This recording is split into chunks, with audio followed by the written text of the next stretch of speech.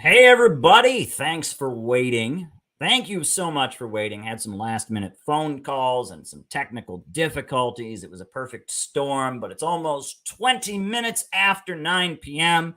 and I'm finally getting started here. Welcome, everybody. Hit the like button, hit the subscribe button, hit the notifications bell. Your patience is appreciated. And here we go. American century. I say that the century on which we are entering can be and must be the century of the common man. A radical redistribution of economic power. I mean, we know that racism is just a byproduct of capitalism. Everything would be all right if everything was put back in the hands of the people. We need a government that will make sure Americans are taken care of and organize the economy to serve the people, not the profits of a wealthy few. We now have the techniques and the resources to get rid of poverty. We got to start getting out there with the people. Get out of the movement and get to the masses. We need a government of action.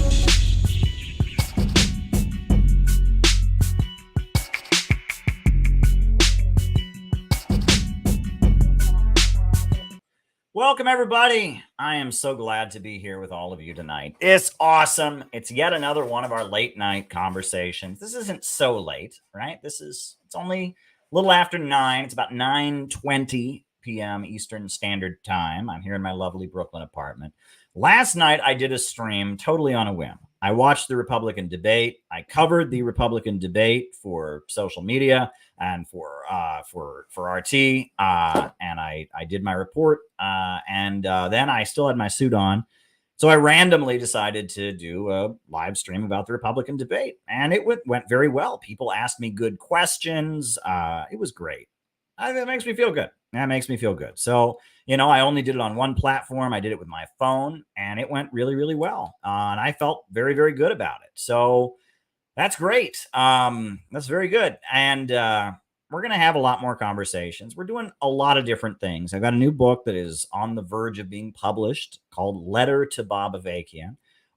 Peter Coffin has an amazing film that's going to be released very soon called Marks for Sale. That's going to be really awesome. We just had our recent film about the criminal justice system.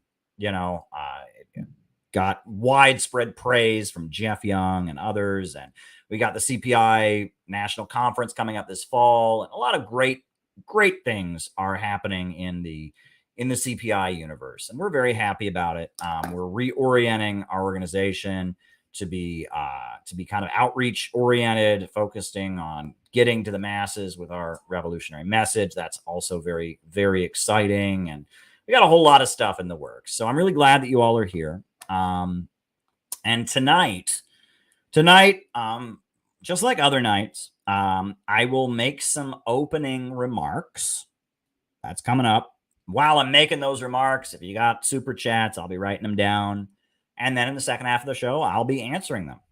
So if you got something you want me to talk about in the second half of our program, shoot me a super chat. I'll show it on the screen and type it down, most likely. And then from there, I will answer it in the second half of our show.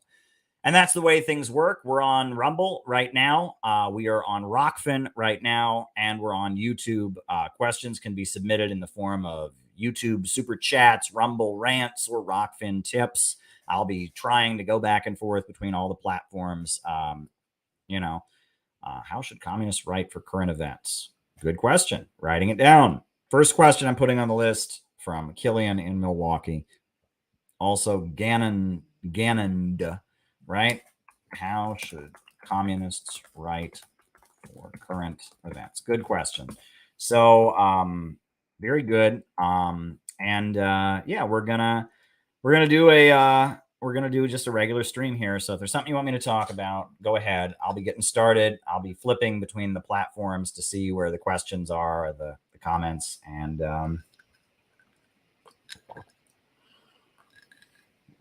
there we go. So the title of this stream tonight is called "I Hate Making Drama Videos."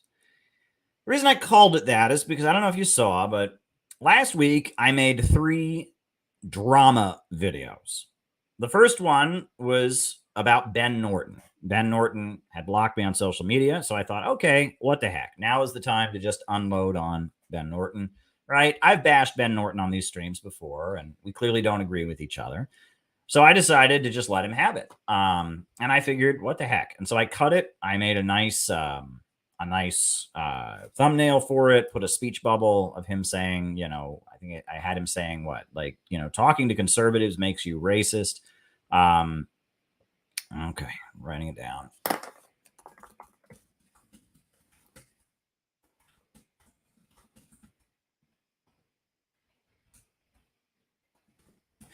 And so, I did that. I've got a lot of views. So then I took, I decided to go after this guy, Socialism Done Left, because he was attacking Oliver Anthony, the guy who did Rich Men North of Richmond. Or was it Oliver Andrews, Oliver Anthony? What's his name again? The guy with the red beard who did that Rich Men North of Richmond song. And he was attacking him and calling him a pedophile falsely. Which was ridiculous, right? Criticize him all you want, but he's clearly not supporting Jeffrey Epstein. And I thought that's just a nasty, nasty thing to do. So I called out Socialism Done Left. And then someone super chatted me and asked me about Revolutionary Blackout Network. And so I criticized Unholy Rome, RBN. So I did 3 drama videos. And those videos got more views and more likes and more traffic than any of the videos I've done recently. And that absolutely sucks. That absolutely sucks, because me yelling at random people on the internet who have a similar worldview to me shouldn't be newsworthy. I'm on here talking about the history of Marxism. I'm on here talking about building our organization, the Center for Political Innovation. I'm on here talking about economics and the tendency of the falling rate of profit. And no one wants to hear about that. But the second I take a swing at Ben Norton, ooh, fight, fight, fight, fight, fight, fight. The second I go after Socialism Done Left, oh, ooh, get him, fight, fight, fight. And look, I'll just be honest with you, I don't think this is just human nature. I don't think it's just that people like to see a fight. I think this is intentional manipulation. I think that the algorithms are rigged to highlight certain things and not highlight other things. And I believe that streamer drama between internet personalities is something that the algorithms are almost rigged to promote. And people have pointed out, this has been proven about Twitter. Twitter is proven to make people fight because fighting creates engagement. Twitter shows you, if there's someone that you're following on Twitter and they make a tweet that you disagree with, Twitter will show it to you because they want you to fight back, because that's engagement. And the more engagement means more money for Twitter. So part of it's just economic, but also it cheapens our culture, so to speak, right? It cheapens our culture and it's safer, right? Me fighting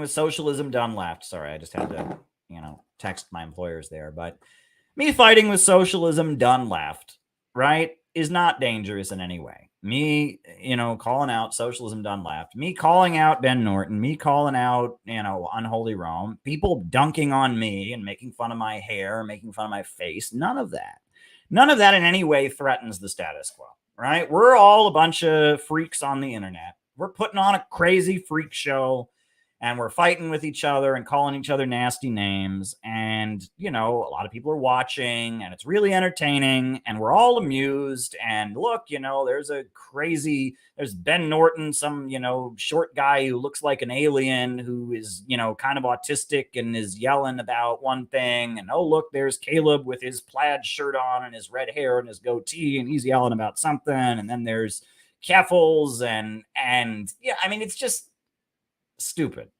No one's threatened by any of that, right? And it's just silly streamer drama. It's personality clashes. I really do believe that a lot of this stuff makes the Jerry Springer show look smart. Seriously, when I was a kid, everyone would reference the Jerry Springer show. This was a talk show. I don't know if you guys remember this. It was a talk show called the Jerry Springer show. And it was a dumb television show in which somebody would be cheating on somebody, or somebody would have a bizarre sexual fetish, and Jerry Springer would get people on there. There'd be neo-Nazis fighting with black activists, and they would yell at each other and cuss each other out. And there was a lot of bleeping, and they would throw chairs at each other. And it was just the height of stupidity. It was just stupid daytime television. And it had very, very, very little intellectual content, right? People were not impressed with it. It was not intelligent. And people just saw that as just the height of stupidity.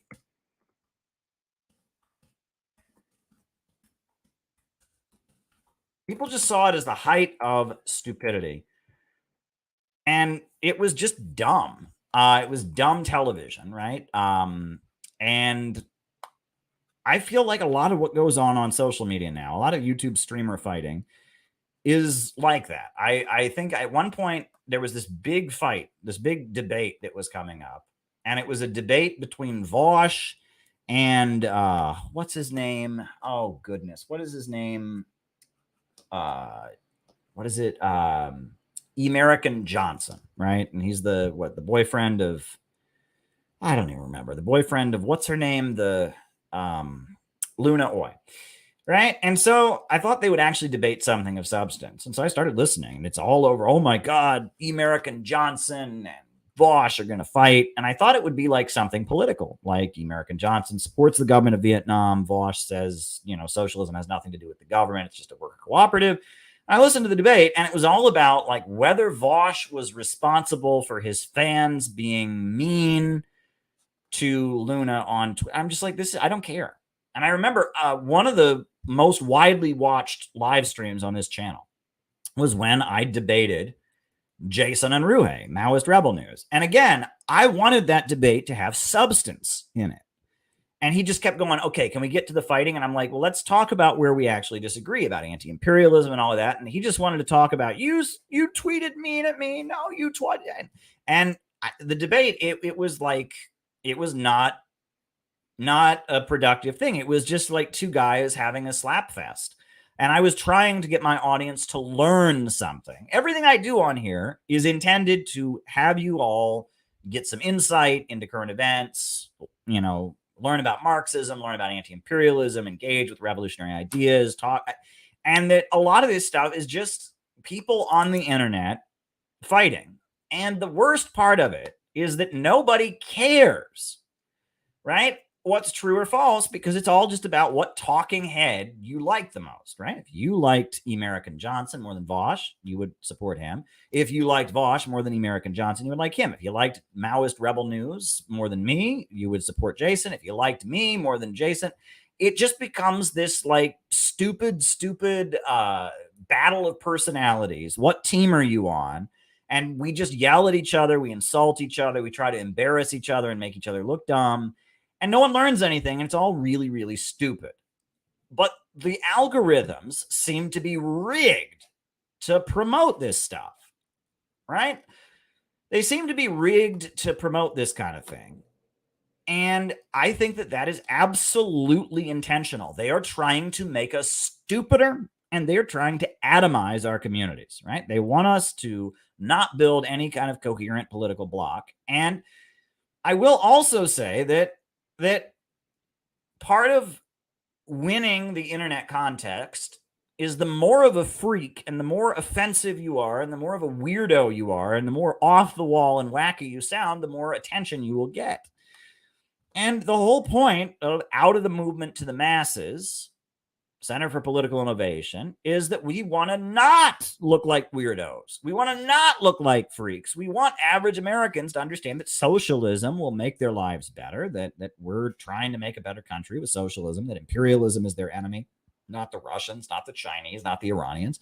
And so the more that we do crazy freak show stuff, and the more that we get into a slap fight about personalities, and the more we act crazy, we might get more views, but that kind of defeats what we want to do. We're not trying to win the internet contest. We're trying to actually achieve something in the real world. We're actually trying to build a working class movement to oppose imperialism to build a decent society in the United States, to stop the danger of a new world war, stop the low-wage police state. And in order to do that, we have to look sensible. We have to not look, like crazy internet freaks having, fights. And yet, if we do that, less people are going to notice us, because people on the internet, they're looking for Jerry Springer. They're looking for a freak show. And that's a problem. So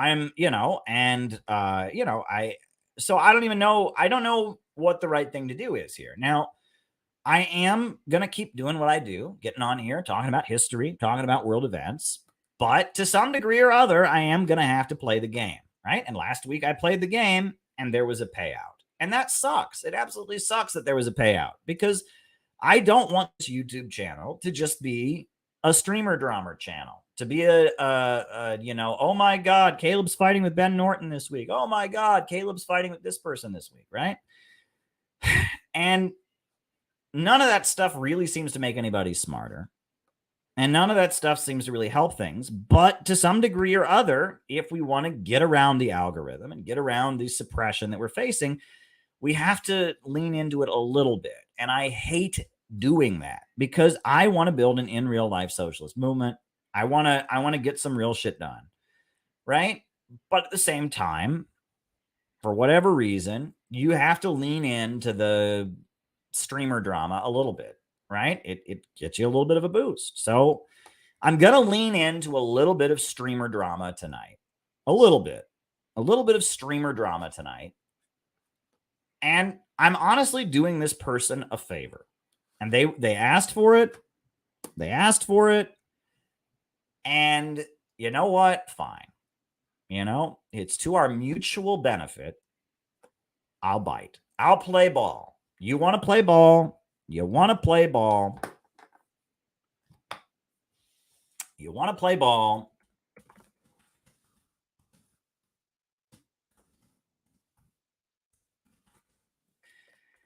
You want to play ball a little bit.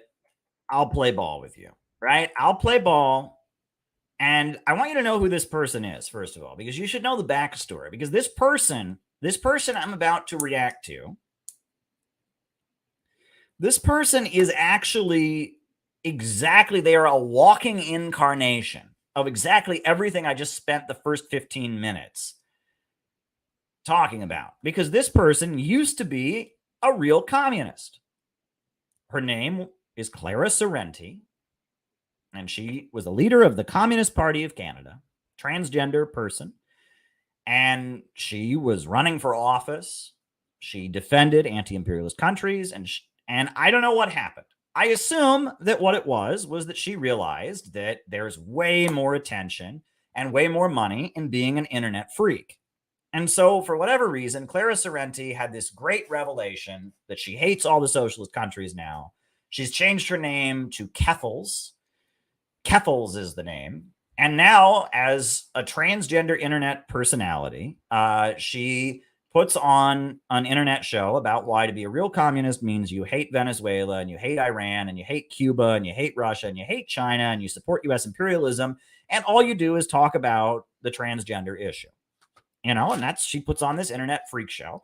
And many times she has wanted me to debate her. And I've said no, because I don't care about the transgender issue. I've got trans friends. I don't want them to be bullied. I want them to be respected. But when it comes to the women's sports thing, I don't know enough about it, honestly. I've heard conflicting information. I don't know enough about it, and I don't care. When it comes to, people under the age of 18 or under the age of 12 being put on puberty blockers and stuff, I don't know enough about it, and I don't care, and I don't want to talk about it. And I'm not really interested in talking about it, other than basic bullying bad, people getting kicked out of their houses, bad. People being made homeless, bad. Hate crimes, bad. Other than that, I really don't care about the trans thing. And that position in and of itself means I'm the same as Adolf Hitler, according to these people. They're crazy, right? The trans community on the internet, right? There are many trans people that are very sane and healthy and live healthy, sane, transgender lives. However, the internet is full of transgender people that think if you don't agree with them 100% on every issue, you are the same as someone who goes around committing hate crimes. You're an evil person, and they will find your home address and try to call your boss, and they're nuts. right? And everyone knows this, that the internet trans community is full of people who never go outside and just sit around all day feeling sorry for themselves and crying and seething about how somebody somewhere doesn't think they're really a woman or doesn't think they're really a man, and they must be punished for their thought crime. And and that's Keffel's audience. And that's what her show is. It's just it's internet insanity, right? Again, plenty of trans people that aren't like that. I know plenty of trans people that are decent human beings who happen to be trans, and maybe they don't agree with me, on some issue, or maybe they wish I would pay more attention to things like bathrooms or women's sports or whatever. I just don't care about that stuff, and it's not the hill I want to die on, and maybe they wish it was. But there are plenty of trans people out there that are trans and also understand that me not focusing on their issue doesn't make me a bad person. Keffel's audience is not like that. Keffel's audience is a collection of people who literally sit on there and they think that, the USA should bomb Russia and kill everyone in Russia because they don't have trans bathrooms in Russia. And so they're fine with World War III because they don't have trans bathrooms in Russia. That's the mindset on there. And it's triggered socially isolated people who have their own issues and have probably suffered a lot because they are transgender, and probably feel that the world has been unfair to them because they're transgender, which it probably has.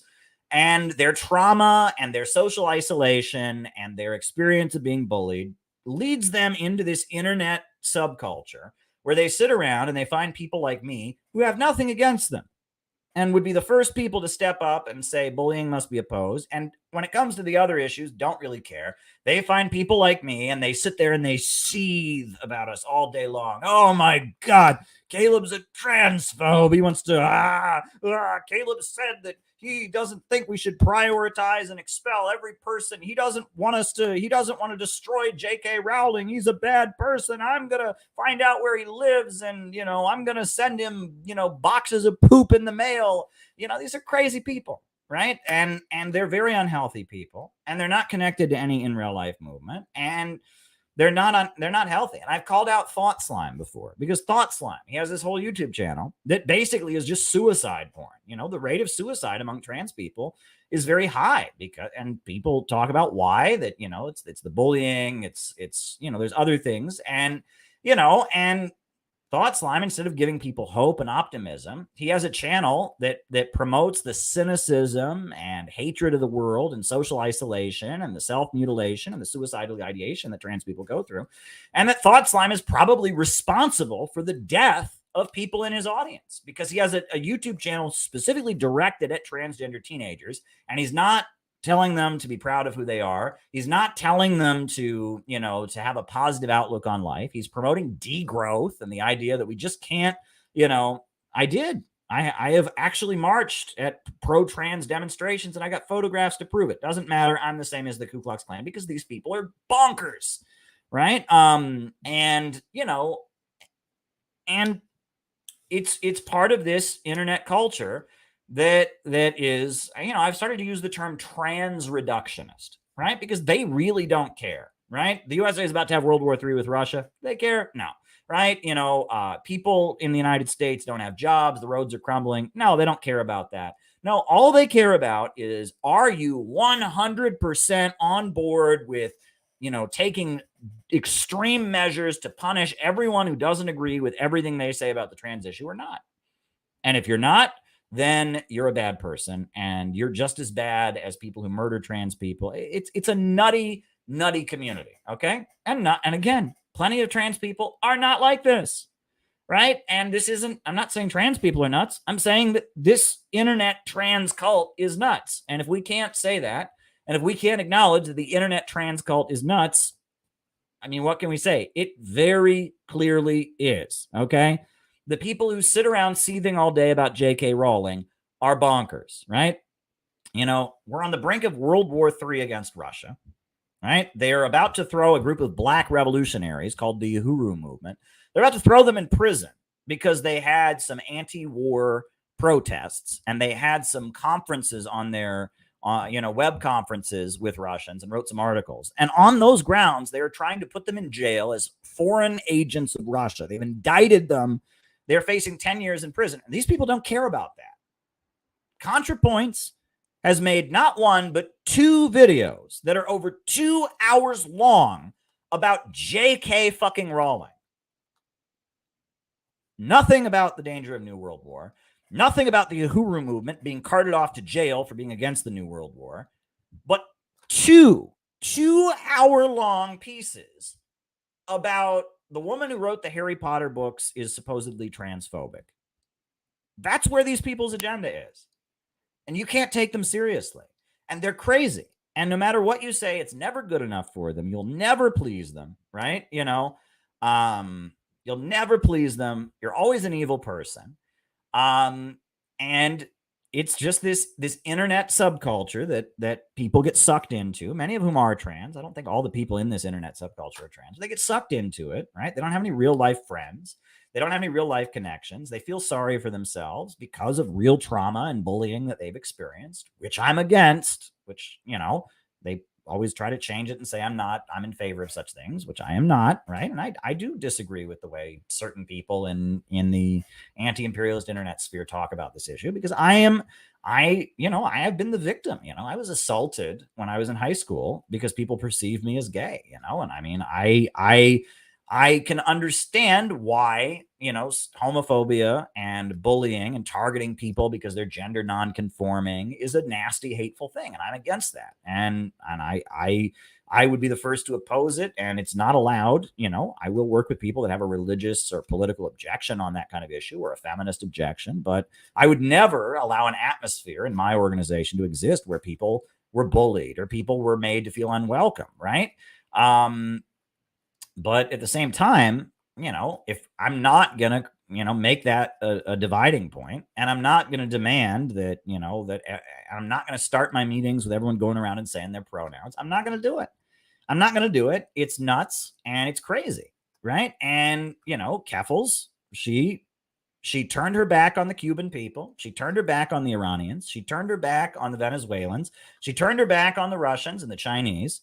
And instead, she became a warrior for pronouns, right? She traded pronouns for anti-imperialism and has been handsomely compensated for it. Now she gets to be a famous Twitch streamer instead of a fringe political candidate, because the ruling class clearly is much more comfortable with people promoting pronouns than they are with people opposing imperialism. So, Keffels wanted to engage with me.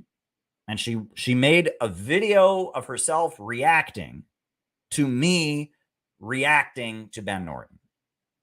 So you want to play, Keffels? We'll play, right? I'll bite.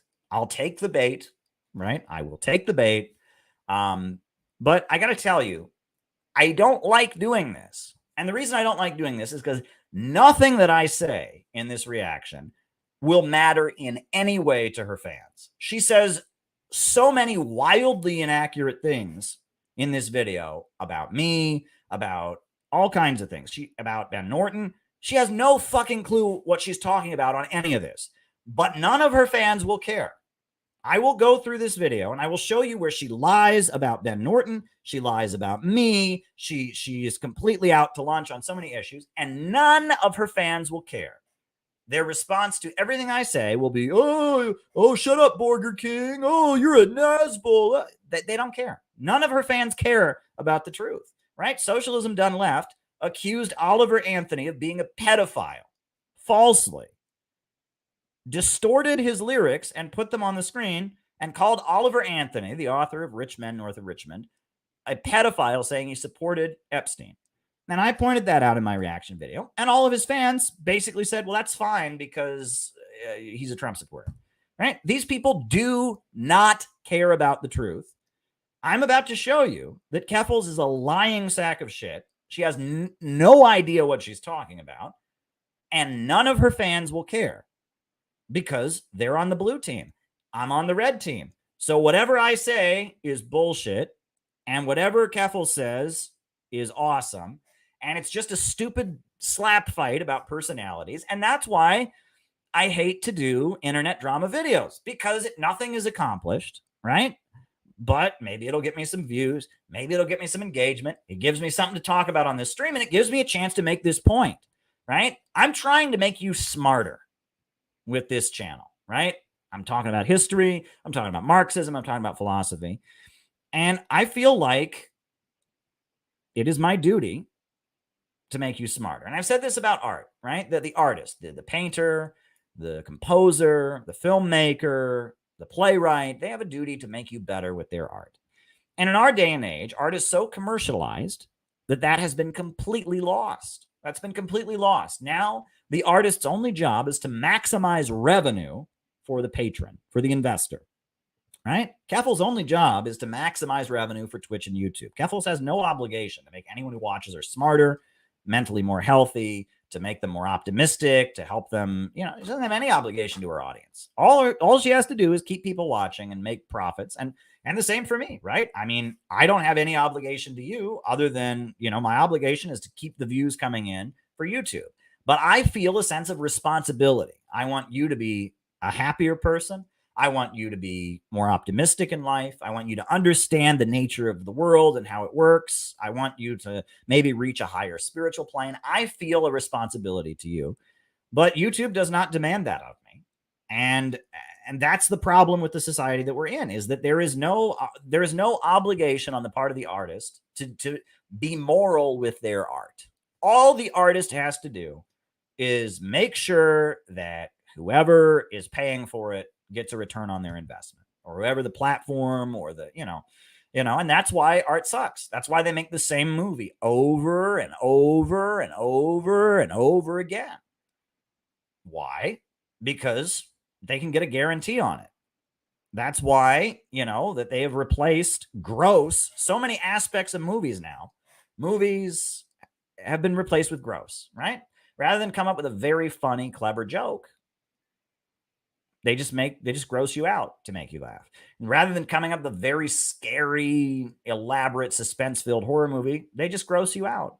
They got Saw. They just gross you out, right? Rather than come up with a very exciting, action movie, no, they just gross you out with a bunch of violence. Gross has become like the filler because there's less risk involved. If you come up with a very elaborate, funny joke, everyone might not get it. People might not laugh. But if you just, if somebody just farts, right, or you just show someone vomit and it's gross, then people will laugh, right? Gross is the cheap replacement for everything, right? And, Keffel's stream, you're about to see here, right? Again, she gets so many things wrong. She should be embarrassed. She should never stream again. She should hide her face in the sand. But she won't do that because her fans don't give a fuck, right? They don't care about what reality is. All they know is I'm a bad person because I'm not on Team Trans for whatever reason. Even though I work with trans people, even though I'm against bullying trans people, I'm still a bad person because for whatever reason, I'm not considered to be on Team Trans. I'm instead on Team Iran, Venezuela, Cuba. I'm on Team American Working Class. And, we're all bad because we're not on Team Trans. So I'm not on Team Trans. So whatever I say here will mean absolutely nothing to everyone in Keffel's audience. What I will say will go in one ear and out the other. However, you all will hear it, and you're on my team. So you'll like what I have to say. I hope. But there you go. I mean, this is why I hate doing drama videos. But I'm going to do this drama video. I'm going to do it because it gives me something to talk about, because this is what YouTube is rigged to promote in order to make us all stupider, right? And so while condemning drama videos and telling you how awful the social media platforms are, I am going to engage in a drama video. And after I stream this, I will cut it and I will put it on my channel. And, there you go. So here we go. This is me responding. Isn't this great? This is me responding to Keffel's responding to me responding to Ben Norton. Yeah, that doesn't break your brain in and of itself and tell you how completely inside baseball and pointless all of this is. There you go. This is me responding to Keffel's responding to me responding to Ben Norton. All right. And if that doesn't break your brain and tell you how worthless this really is, and the fact that the algorithm is rigged to promote that kind of thing, I mean, that right there tells you I'm responding to a response to a response. So there you go. Right. There you go. All right. Here we go. Take it away, Keffels. Is a tanky magazine. It's a tanky publication. It's known for its defense of Assad. It's known for its defense of China. It's known for its defense of Russia. and downplaying what's happening in Ukraine. They do a lot with Jimmy Dore. That makes sense to me. So Caleb has decided to burn the bridge. Ben Norton. Yeah. Ben Norton hasn't worked with Gray Zone in years. They had a crazy falling out a long time ago. Right? One of the founders of the Gray Zone is getting called out right now. Ben Norton quit the Gray Zone. He had a nasty falling out with Max Blumenthal. He's no longer affiliated with the Gray Zone. They have no association anymore. The Gray Zone is critical of vaccine mandates. The Gray Zone supported the Rage Against the War Machine rally. Max Blumenthal spoke about it. And Ben Norton has nothing to do with them anymore. So already, let's show you the thumbnail that Keffel's made to promote this video says that Caleb Maupin is not mad at the Gray Zone. This has nothing to do with the Gray Zone. Ben Norton quit the Gray Zone a long time ago. So already, Keffels has no fucking clue what she's talking about, right? Ben Norton hates the Gray Zone. I don't have an issue with the Gray Zone, I love Max Blumenthal. I love their work. This has not me yelling at Ben Norton has absolutely nothing to do with the Gray Zone. So right there, we know that Keffels has no fucking clue what she's talking about, right? That she thinks this is me burning a bridge or being mad at the Gray Zone. This has nothing to do with the Gray Zone. Do any of her fans care about this? No, because, shut up, Nazbol, shut up, transphobe. Okay, continue, right? So right off the bat, she doesn't even know who Ben Norton is. She doesn't know anything about the Gray Zone. She just knows that there's a group of people who don't want a war with Russia, don't want a war with Venezuela, Iran, or Cuba, and don't obsess with the trans issue like she does, and they're bad people, and Gray Zone and Caleb and Ben Norton are all on this list. So there you go. By Caleb Maupin. So if you don't know who Ben Norton is, here is his bio on the Gray Zone. Ben Norton is a journalist, writer, and filmmaker. He is the assistant editor of the Gray Zone and producer of the way old news. He burned his bridge with the Gray Zone, stole the podcast from Max Blumenthal a long time ago. You are absolutely clueless, Keffels. You have no idea what you're talking about. You just know that we're both bad people because we're not pro-imperialist fuckheads like you. So go ahead. Moderate Rebels podcast. So this video, Moderate Rebels podcast no longer exists. Ben Norton stole it and he made it multipolarista. Again, you can tell she just really understands our work and knows all about us. Caleb Maupin released 3 days ago is called "Shut the Fuck Up, Ben Norton." That starts off pretty strong for Caleb. I've never actually seen him be that aggressive before. Yeah, then you're not watching me. I yell and scream on these streams all the time. I wave my arms. I do all kinds of crazy stuff. I'm very emotional on here. You just never watch it because you have no idea who I am or anything about me. Let's continue. I have often felt that the polemic is a great way to communicate ideas. So I, for a long time, have loathed a certain pseudo-socialist, pseudo-anti-imperialist named Ben Norton. Made a video, didn't say my name because he doesn't want to advertise for me, God forbid. But he referenced a lot of the things we talk about on this channel and spoke about them idiotically. So this is the short clip of Ben Norton. Ben Norton giving his analysis of what it is we talk about on here. Trump rotted so many people's brains. Obviously, we saw that with liberals, with Russiagate and the Orange Cheeto Man, and it's a bit quiet. Hold on, let me fix. Being gay with Putin and all this nonsense. But which, keep in mind, all the people that Ben Norton is aligned with are the kind of people who promote that kind of thing. Ben Norton says that the Stop Trump movement, the effort to drive out Donald Trump, all of that's good. And in fact, Ben Norton aligns himself with the Party of Socialism and Liberation, led by Brian Becker, whose only critique of the Biden administration was they didn't go far enough in prosecuting and outlawing protests and suppressing dissent after January 6th. So, yeah, you also broke your brain after Donald Trump was elected. But continue. It also rotted the brains of some people who were on the left or claimed fidelity to the left, or at least used to. So I mean, there are people who at this point, especially the so-called like patriotic socialists, which is a whole other dumb can. Yeah, you can't love your country and be a socialist. That's just idiotic. I mean, who ever heard of such a thing, right? I mean, you become a... You notice like no response from Keffels so far. Like none of this matters to Keffels at all. I'm pointing out that socialists should love the country. If we expect to lead the country, we should obviously present that we love it and we can make it better with socialism, make it better by breaking out of imperialism.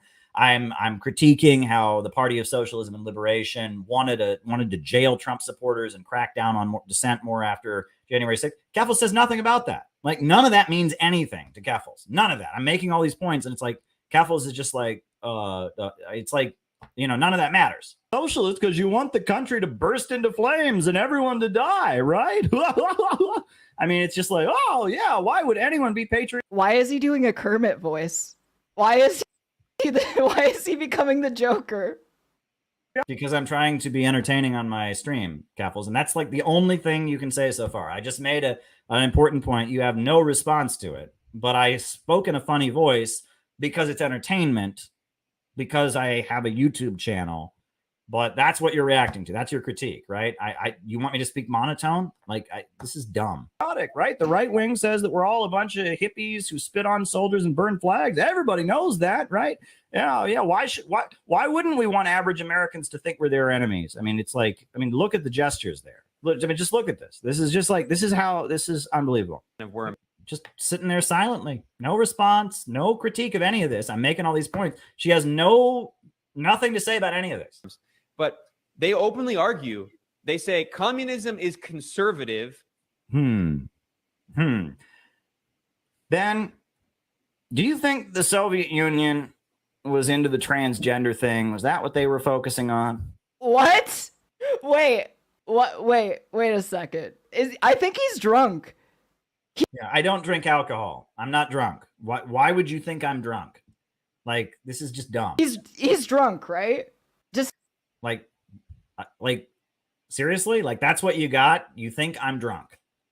I mean, is it because I'm wearing a white shirt? I think she thinks, you know, in that clip, I'm wearing like a white t-shirt, right? And she thinks that I'm Marlon Brando in A Streetcar Named Desire. And I'm just like, Stella, you know, I'm sitting here in my wife beater. I'm drunk. And it's like, yeah, I'm drunk and I'm mad at Ben Norton. I'm going to beat up Ben Norton. I'm a drunk man. I'm an angry drunk man. All right. Well, yeah. Woo. Go out of pocket. You think in China they're huge fans of the woke thing? And, you know, Ben, you live in Nicaragua. Stella! Ben, you live in Nicaragua. You do realize that Nicaragua has some of the strictest anti-abortion laws of any country in the world. Oh, yeah. I don't think you realize that because even while you're living in Nicaragua, you're tweeting out idiotic things, claiming that anyone who's against abortion is a fact. Oh, my God. Drunk Caleb Maupin rules. This is the most honest he's ever been. I talk like this all the time, and I don't have to be drunk. Because I remember he turned down, this was almost 2 years ago now, he turned down debating me on trans issues, saying that he does not want to talk about trans issues. And I think this is the only time I've heard him actually speak on trans issues. And it's just in relation to the notion that communism is conservative. It's like, my position is I don't care about those issues. Like I just explained. And that's the same thing. I just don't want to have a debate about your genitals. I'm not interested. I'm not interested in your genitals. I'm not interested in bathrooms. I'm not interested in women's sports. I'm not interested in that stuff. I want to talk about like getting our country out of the crisis it's in, not having a nuclear war, you know, having jobs and healthcare and education. I don't want to talk about your genitals. Why is that a fucking crime? I don't want to talk about your genitals, right? I don't want you to be bullied. I don't want you to be persecuted. I want people to have access to the support that they need. I want people's families to treat them right. But I don't want to talk about your genitals. And that's like, do you see how long this clip played where I'm making points about patriotic socialism and I'm making all kinds of points? Keffels says absolutely nothing about that. But the second I say, you know, Ben Norton doesn't seem to realize that what the woke people in the West that are obsessed with the trans issue and what communism in China is are not the same thing. She's like, oh my God. Oh my God. It's like, and then she thinks I'm drunk. Like, what if I was drunk? What if I was completely sloshed?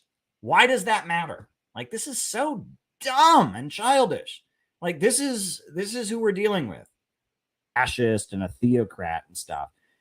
Ben, if you've ever been to any communist country in the world, Vietnam, Cuba, North Korea, China, Laos, Venezuela, you would know that according to the woke idiots you hang around with, if anyone says anything remotely close to what those people think, they would be labeled a conservative. So please do not try to convince me that the Chinese Communist Party is woke, that the Vietnamese Communist Party is woke, that Nicaragua is woke. They're socialists. They're anti-imperialists. They're not woke. They certainly aren't practicing degrowth, you dumb fuck. We are more likely to. I said a naughty word. Oh my God. I said the F word. Oh my God. Like again, like I'm making like serious arguments here, and all she can do is like giggle and go, oh my God. Win over conservatives than liberals. Actually, yes. Have you tried to talk with anybody in the United States lately? I mean, this is just great, right? What country does Ben Norton live in? He lives in Nicaragua. So he lives in Central America. He ran away to Central America, but he thinks he knows how to better recruit and build a socialist movement in the United States, right? I mean, this is outrageous. We can better recruit conservatives than liberals. Yeah, well, why don't you do it, Ben? Why don't you get your ass back here to the United States and go try to convince crowds of people who think that Trump needs to be removed from office because he's an agent of Putin, and you try to convince them to stand in solidarity with the people of Donetsk and Lugansk. You fucking idiot. Seriously. I mean, you run to Nicaragua. Oh my God. You're sitting there going, oh, we can recruit conservatives. Actually, you can.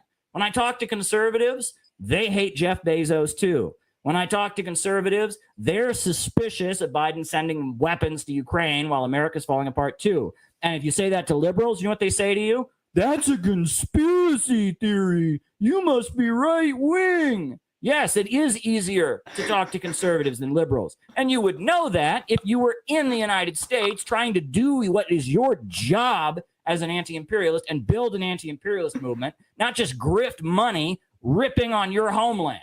And that's all you're doing. You're a cynical grifter, and you're hustling the anti-imperialist state. Yes, you're hustling drag Russia, him, Caleb. You're hustling China. You're hustling Venezuela to get money by doing a cynical performance art. I don't think you even really support these countries. I think that you're just a fucking grifter. And I'm here in the United States because I actually want to build a real movement, because I actually love my country. I love the working people. I care about the people in Ohio who are losing their jobs and seeing their kids go to prison for opioids. I care about the hungry children in the Bronx. I care about the people losing their schools and their jobs and their homes so that Joe Biden can send money and weapons to Ukraine or send money to Israel to murder Palestinians. I actually care about them. I'm not just putting on some woke autistic grift like you.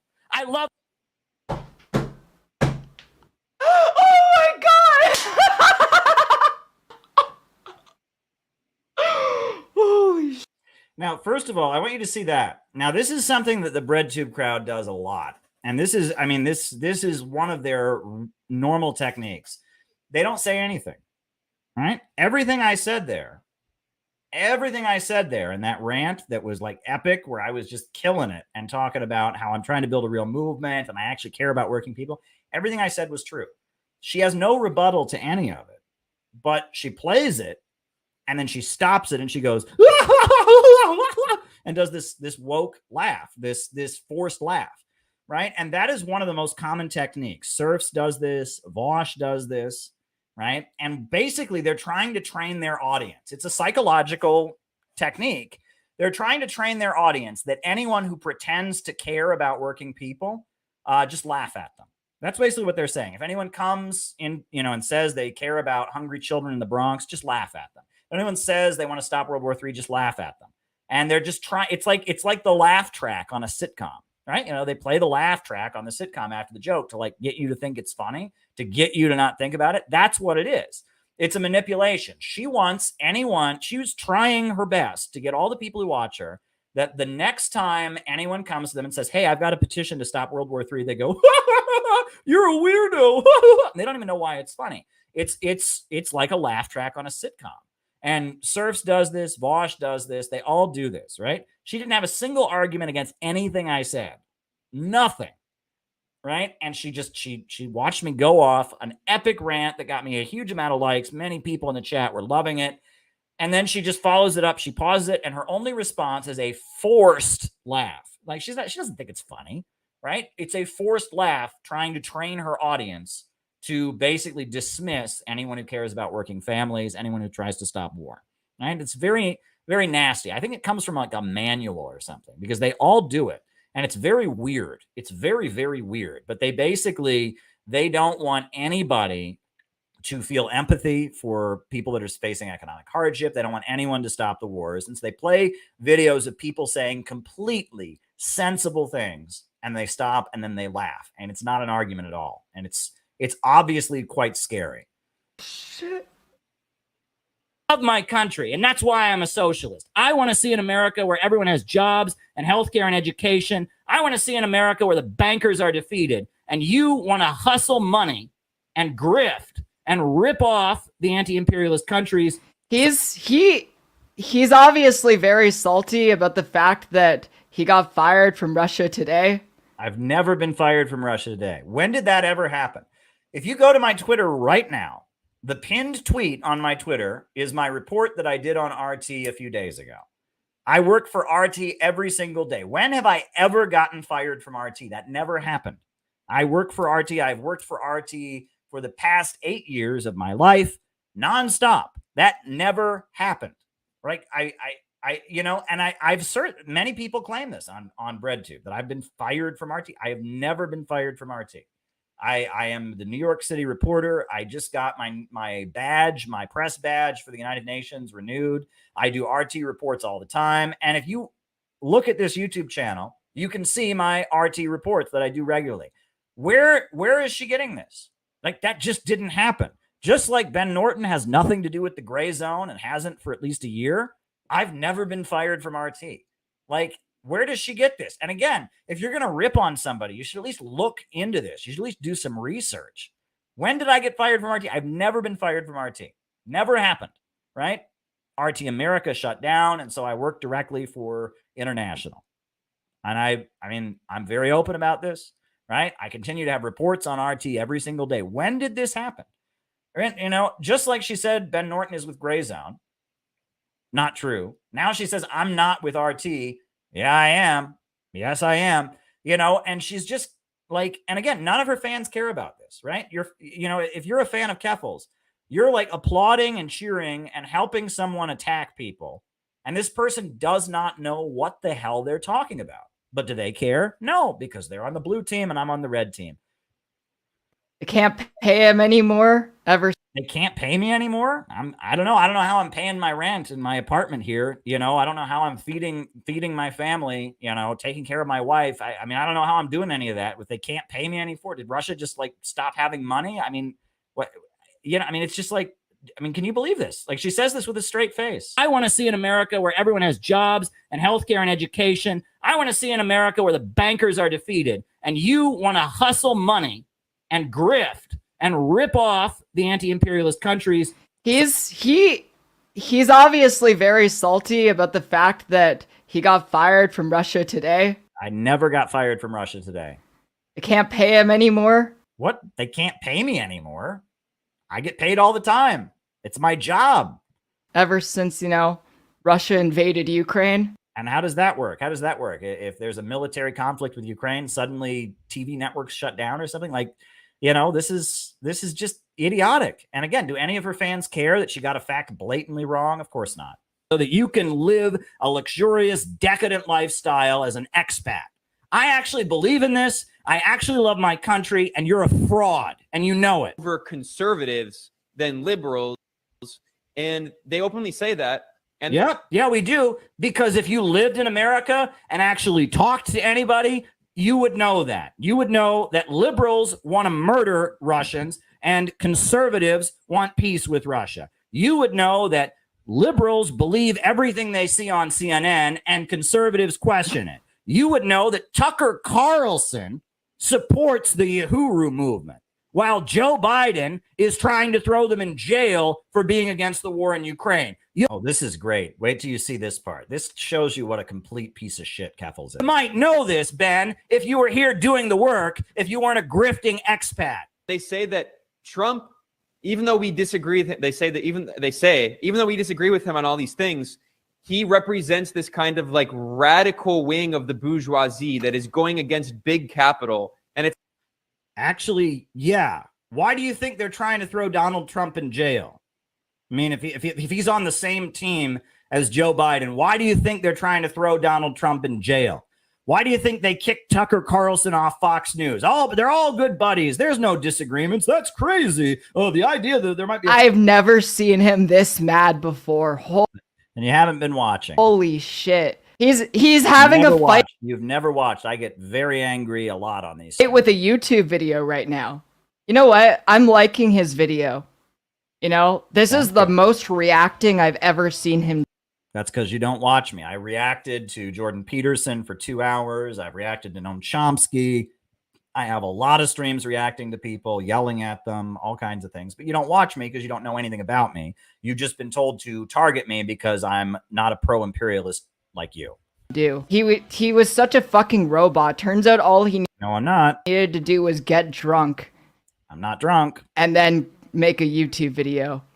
Fight in the ruling class. I mean, there was no coup attempt against Roosevelt. The business plot never happened. JFK never got assassinated. No, RFK never got assassinated. Oh no, Nixon didn't get driven out of office with the Watergate scandal. No, all the capitalists are on the same team. Karl Marx said so. There's no division in the ruling class. I know what I'm talking about. What a fucking idiot. I mean, and he sits there and he wants to tell us that, oh no, we shouldn't be trying to recruit Americans that are conservative and are questioning mainstream media. Instead, we should be trying to recruit teenagers with pink hair who think all Republicans are Nazis, and that anyone who is at all critical of the trans question, which the Russians and the Cubans and the Iranians and the Venezuelans are, should be murdered. You have no idea what you're talking about, Ben. Tucker. He just keeps bringing up. He's like, I see where the Yankee Tanky gets it from. Like, you know how, like, I tried to have that debate with the Yankee Tanky about Chinese politics and Chinese domestic policy, and he just kept bringing it back to trans issues and ended up calling me a troon? It's crazy. It's stuck in their head. The real woke brain virus is the fact that the existence of trans people just completely starts rotting people's brains. Yeah, that's what it is. It's not that the left is marching us into World War III. The left has abandoned working people, and this guy with a red beard from South Carolina or whatever made a song about class struggle, and they want to hang him from a tree because it didn't mention transgender stuff enough. It's not that the left has abandoned anti-imperialism and class struggle. It's just that we just all sit around, we just can't hate trans people all day. And that's what we all do. We all just seethe with hatred for trans people. No, Cuba's been pretty good on trans issues. They have like government-funded sexual reassignment surgery. So does Iran.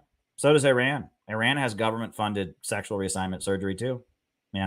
But if you go to Cuba, I can guarantee you, when the Cuban Communist Party is up there talking about what's important to them, it's not pronouns. And I can guarantee you, when you go to Iran, even though it's not a Marxist country, anti-imperialist country, and even though they do have transgender surgery for everybody, when they talk about the issues that are important to them as a country that's resisting the imperialists, it's not pronouns. I mean, there have been trans mayors before. But this is also... Okay, and?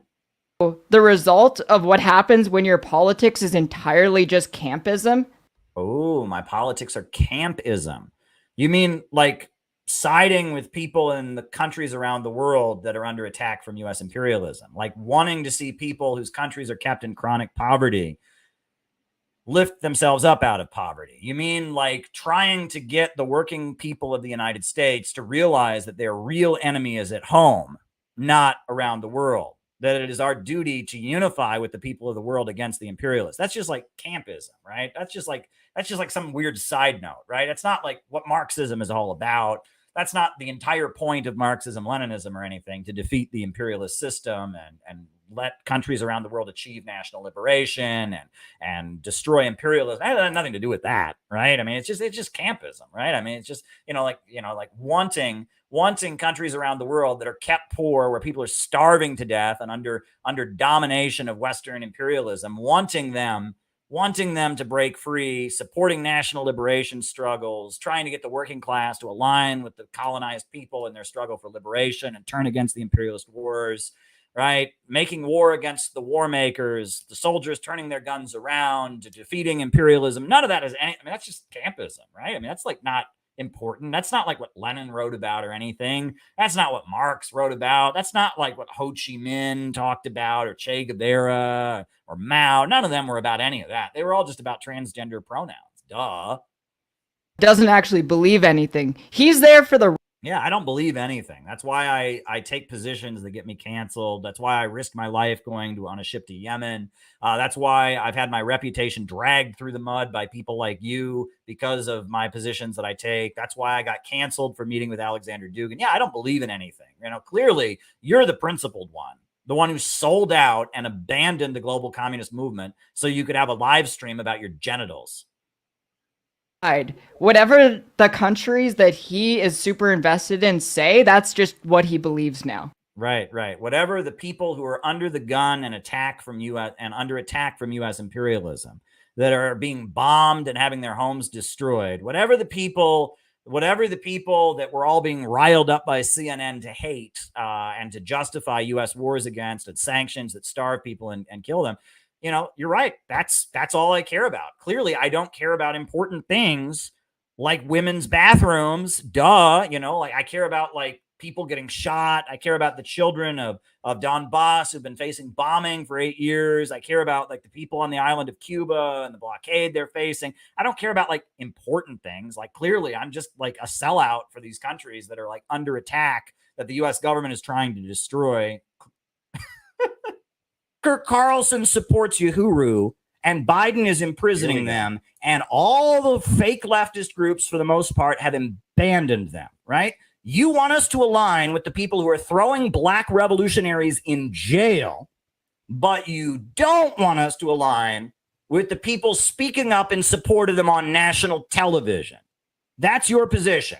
It's more important to be woke than it is to support black revolutionaries who are facing imprisonment. You want us to align with the people. Isn't the Uruhu movement like a cult? I don't know much about them, but I'm pretty sure that's a cult. Yeah, they're a grifter cult.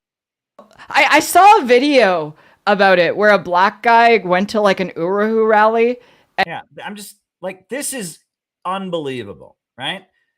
There are a group of activists in the United States who are facing a decade in prison for doing nothing other than being anti-imperialists. Like, these are real people that could go to real prison for having web conferences. And you're okay with that because, like, aren't they like a cult or something? Like, I heard that they were like a cult. Like, so I mean, this is beyond me, right? I mean, you claim, these are the people that claim we're racist and claim to be woke and all this. They care about black people. They care about, the prison industrial complex. There's a group of black revolutionary activists that could go to prison, and you're okay with that because, like, I heard that, like, they're like kind of like a cult or something, or like, this is unbelievable. These people are our enemies. I don't know who they are, but like, they're like a cult or something. So I'm going to support like the FBI, like going after them and raiding their homes. I'm going to support them, like going to the homes of black revolutionaries and like kicking their doors down and pointing guns in their faces and threatening to drag them. I'm going to support that, because like that, I saw like a video one time. I mean, like, this is unbelievable. She would have supported killing Fred Hampton. All they had to do was make a tweet about, oh, the Black Panthers are a cult, and she would have supported killing Fred Hampton. right? She would have supported hanging Joe Hill, right? As long as, they ran an article in the newspaper that said Joe Hill was a sex pest or something, she would have supported hanging Joe Hill. These people are completely worthless, right? That is her response. That is her response, right? She sees a group of black revolutionaries on trial for their thoughts and for their words. And her response is like, well, aren't they like a cult or something? Like, I guess that's okay because like I heard like, I think I saw this video one time. I mean, she's supporting the FBI. They raided their homes. They dragged them out of their homes in handcuffs. They're facing years in prison. Black activists, and you support it because I think they're like a cult or something. Like, oh my God, like I saw this video one time. These are evil people. These people are a disgrace. These people are a disgrace. I mean, no one with any anti-imperialist sentiment, any anti-racist sentiment, any anti-police state sentiment can have anything to do with these pieces of garbage. She's literally supporting the FBI because I think I heard that like I can't. I mean, these people expose themselves every time. Not only does she support U.S. imperialism trying to get us into World War III with Russia, but she also supports the FBI terrorizing and imprisoning black revolutionaries for exercising their freedom of speech. Started going up to all the white members and asked for $20. Like, I saw a video one time and I asked for 20. He got a lot of money. Oh, that was Channel 5? Oh, man. Oh, man. That channel used to be so the FBI, like, raiding their homes and trying to put them in jail is, like, totally fine because... good. It sucks that, rest in peace. Who are censoring the internet, who are teaming up with Twitter to silence us. You want us to align with them because Trump is a racist. Trump is a big racist. I don't like Donald Trump. There's a lot of things that Donald Trump said and did as president, murdering Qasem Soleimani, anti-immigrant policies I don't agree with. But the Trump wing does represent a section of the ruling class that is at odds with the prevailing trend of imperialism. And if you are so idiotically dogmatic, you cannot realize that. How dare you call yourself a Marxist? It's like small capital against big capital, which is yes, small capital against. He's reacting so hard. Literally, he couldn't get 3 seconds in. He couldn't get 3 fucking seconds into the video before. And you have no response to any of the facts that I've laid out in this video. You have not said one thing that has debunked anything I've said. All you've said so far is that Ben Norton works at Gray Zone. You've said that I got fired from RT. You listened to me say all kinds of things that were good points and said nothing. And then you said, oh, that you're okay with the FBI terrorizing the Uhuru movement because they're a cult. Like, you have not made a single point in this video. He had to pause to get mad at Ben again. And then you're commenting that I'm drunk and that I'm mad. Like, I'm talking about black revolutionaries facing 10 years in prison. I'm talking about the danger of a new world war. I'm talking about people losing their jobs and homes. I'm talking about things that like actually matter. And you're sitting there talking about, oh my God, I think he's drunk. And I mean, this is capital, the business plot, the Yankee and Cowboy War, Carl Oglesby, the Anglo-American establishment by, wow. I mean, it's just like there's all this research into who the ruling class are and the different factions among them. But no, they're all the same. We're all idiots for thinking there could ever be any division in the ruling class. Going against big capital. And it's like small capital against big capital, which is ridiculous. I mean, it's ridiculous. It's ridiculous, right? I mean, Trump's administration wasn't full of lower level capitalists and Biden wasn't supported by all the big corporations in removing Donald Trump. I mean, this guy's really a piece of work, right? I mean, it reminds you of Noam Chomsky, Caleb. Doesn't it? Noam Chomsky. So true, Caleb. Like this. When the movie JFK by Oliver Stone came out, Noam Chomsky and Howard Zinn gave a press conference and said, oh, no, this movie's awful. No, it can't be because Kennedy did the Bay of Pigs invasion. Kennedy oversaw some coups, so therefore Kennedy wasn't assassinated. Well, what does that have to do with anything? Right? Well, Kennedy wasn't a communist. Kennedy wasn't perfect, so no response either. Like, she has nothing to say to any of the points I've made throughout this video. Therefore, we can't talk about the Kennedy assassination as if there could never be any divisions in the ruling class, as if there could never be other factions. And after 9/11, 9/11 Truth, same situation, right? Noam Chomsky came out and said, oh, no, we can't look into any questions about 9/11. You know, Wait, I mean, at this what point, the fuck is he talking about? What was the yeah, you would know if you had half a brain cell. what was the point of any of this? I don't know. Again, you would know if you had half a brain cell. He's so fucking tilted. Revealed stuff about the hijackers, the 28 pages, but Noam Chomsky came out, no. America just goes around the world doing bad things. Somebody did it back to us. No. These people are gatekeepers. They're here to make sure that the left just remains a piece of window dressing for the U.S. political establishment, that the U.S. political establishment does whatever it's going to do. And the communists and the leftists, we remain this Noam Chomsky fan club, this irrelevant group of intellectuals and people, running up our nose. Oh, yes, I'm better than the idiot Americans. They're a bunch of cowboys and racists. Wait, what? Sorry, I stopped paying attention for Yeah, you clearly did. 1 second. How did this video just end? And the communists and the, I would stick to the streams about your genitals, my dear. Leftists, we remain this Noam Chomsky fan club, this irrelevant group of intellectuals and people, running up our nose. Oh, yes, I'm better than the idiot Americans. They're a bunch of cowboys and racists. That's how it ends? Dude. Again. Oh my God. He's so mad. Like, that's it. That's her debunking of me. Well, since you all just watched that travesty, right? Which I'm sure her fans think was brilliant. I mean, her fans think it was amazing. Like, whoa, she just destroyed Caleb there. She called him mad. And she, her fans probably think that was like a really deep dive into what I'm all about. Again, that's why this is kind of pointless. But I want to show you the group of black revolutionaries that she just called for imprisoning and said it's okay for the U.S. government to go after. I'm going to show you who they are in case there's anyone watching right now who's interested in actually learning, about what's going on and why the U.S. government is targeting a group of black revolutionaries. I'm going to show you. This is the group of people that Keffels wants to imprison because she saw a video one time and that they're like a cult. This is from our recent CPI film.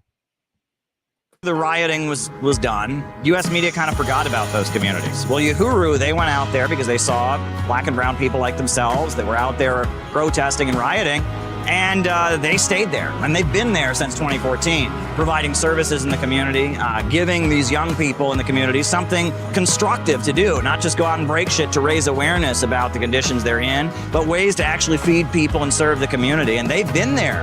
Keep in mind, Keffels wants all of the people you're watching in here, she wants them all to go to prison because she saw a video one time and they're a cult. St. Louis, since 2014, doing constructive work. They have really escalated these programs. They have a farmer's market. They provide classes and services to pregnant mothers, and in particular in St. Louis, Missouri, and in St. Petersburg, Florida. They're trying to undo the damage that the U.S. Department of Justice and the state police and the local police and all the forces have been doing in communities like Ferguson, Missouri. And at the same time that they've done this community work, the African People's Socialist Party has also taken a firm anti-imperialist stance. They support China. They support Russia. They support Cuba. They support Iran. And when the United States started piling weapons into Kiev, they defended Russia's right to intervene. This defensive war in Ukraine that Russia is actually waging against world colonial powers, not Ukraine as a single entity, but the U.S. and all colonial powers who have an interest in colonially dominating African people right here in this country and around the world and extracting resources from the majority of peoples on the planet. That system, this current system, is in severe crisis and they cannot rule in the same old way. Because of that, their homes were raided. Then months later, the federal government came out with an indictment, and it's charging them with being Russian agents. And it's trying to allege that the election campaign that they ran in St. Petersburg, Florida, was somehow interference in the U.S. electoral process. 4 activists associated with the People's Democratic Uhuru Movement and the African People's Socialist Party have been indicted by the U.S. Department of Justice. The indictment from the U.S. Department of Justice accuses them of spreading Russian propaganda and cites simply some web conferences that they had, some Zoom meetings, some emails they sent out, as well as the fact that they have run routine election campaigns. Is this of concern to the Secretary General as an attack on human rights, freedom of assembly, etc.? I frankly was not aware of the case before you mentioned it. Let me look into it, and I will get back to you.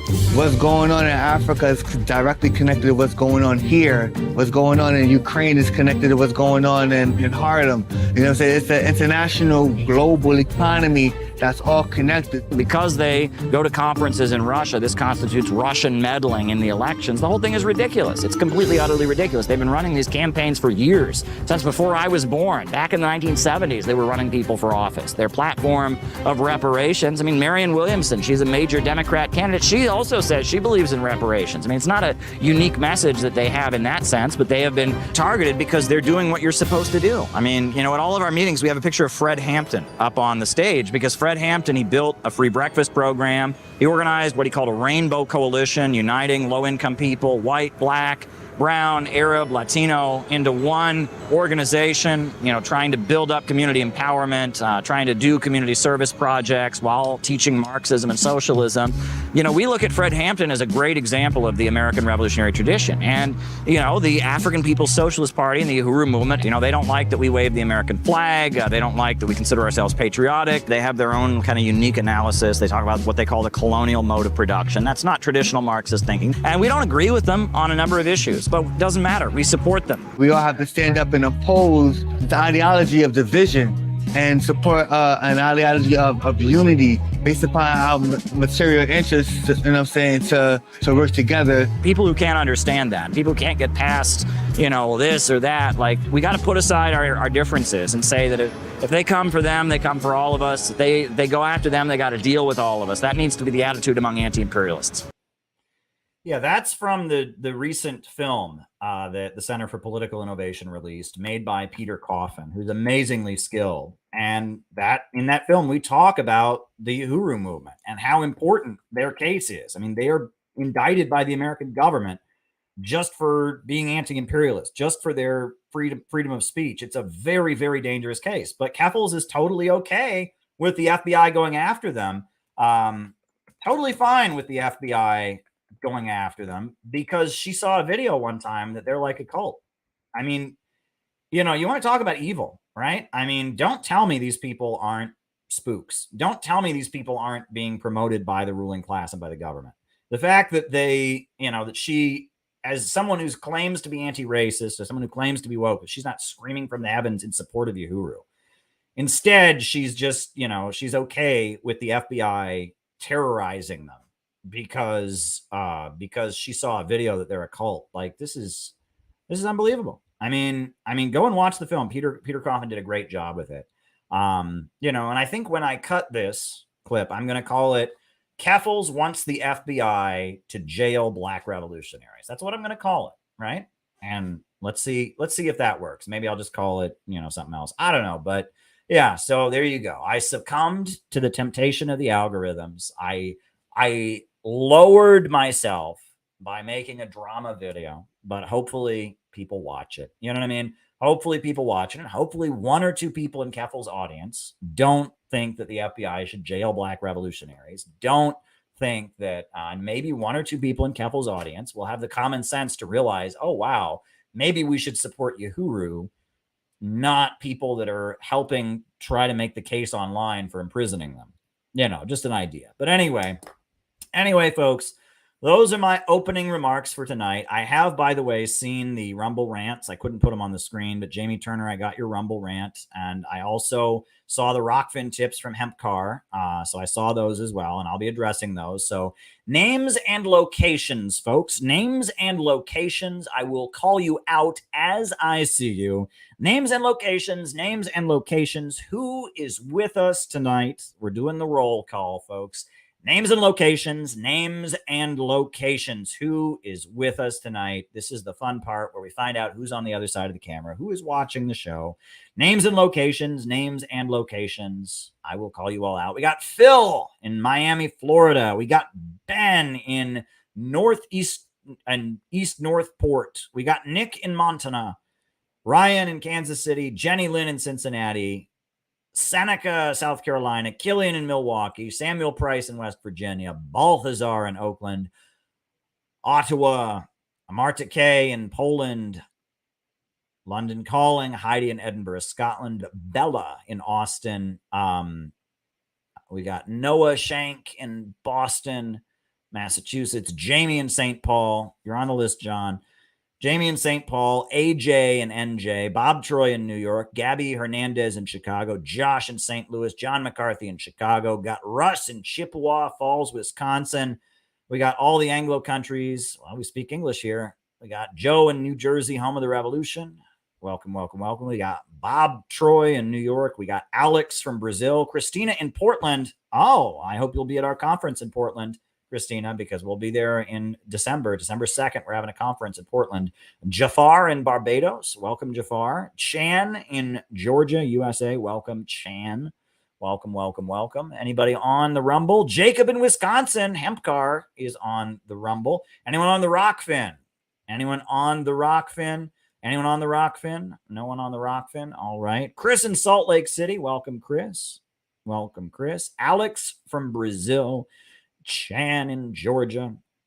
Welcome, welcome, welcome, everybody. Welcome, welcome, welcome. So glad to be here with all of you. So I, Doctor in Waldorf. Welcome, Doctor. Doctor.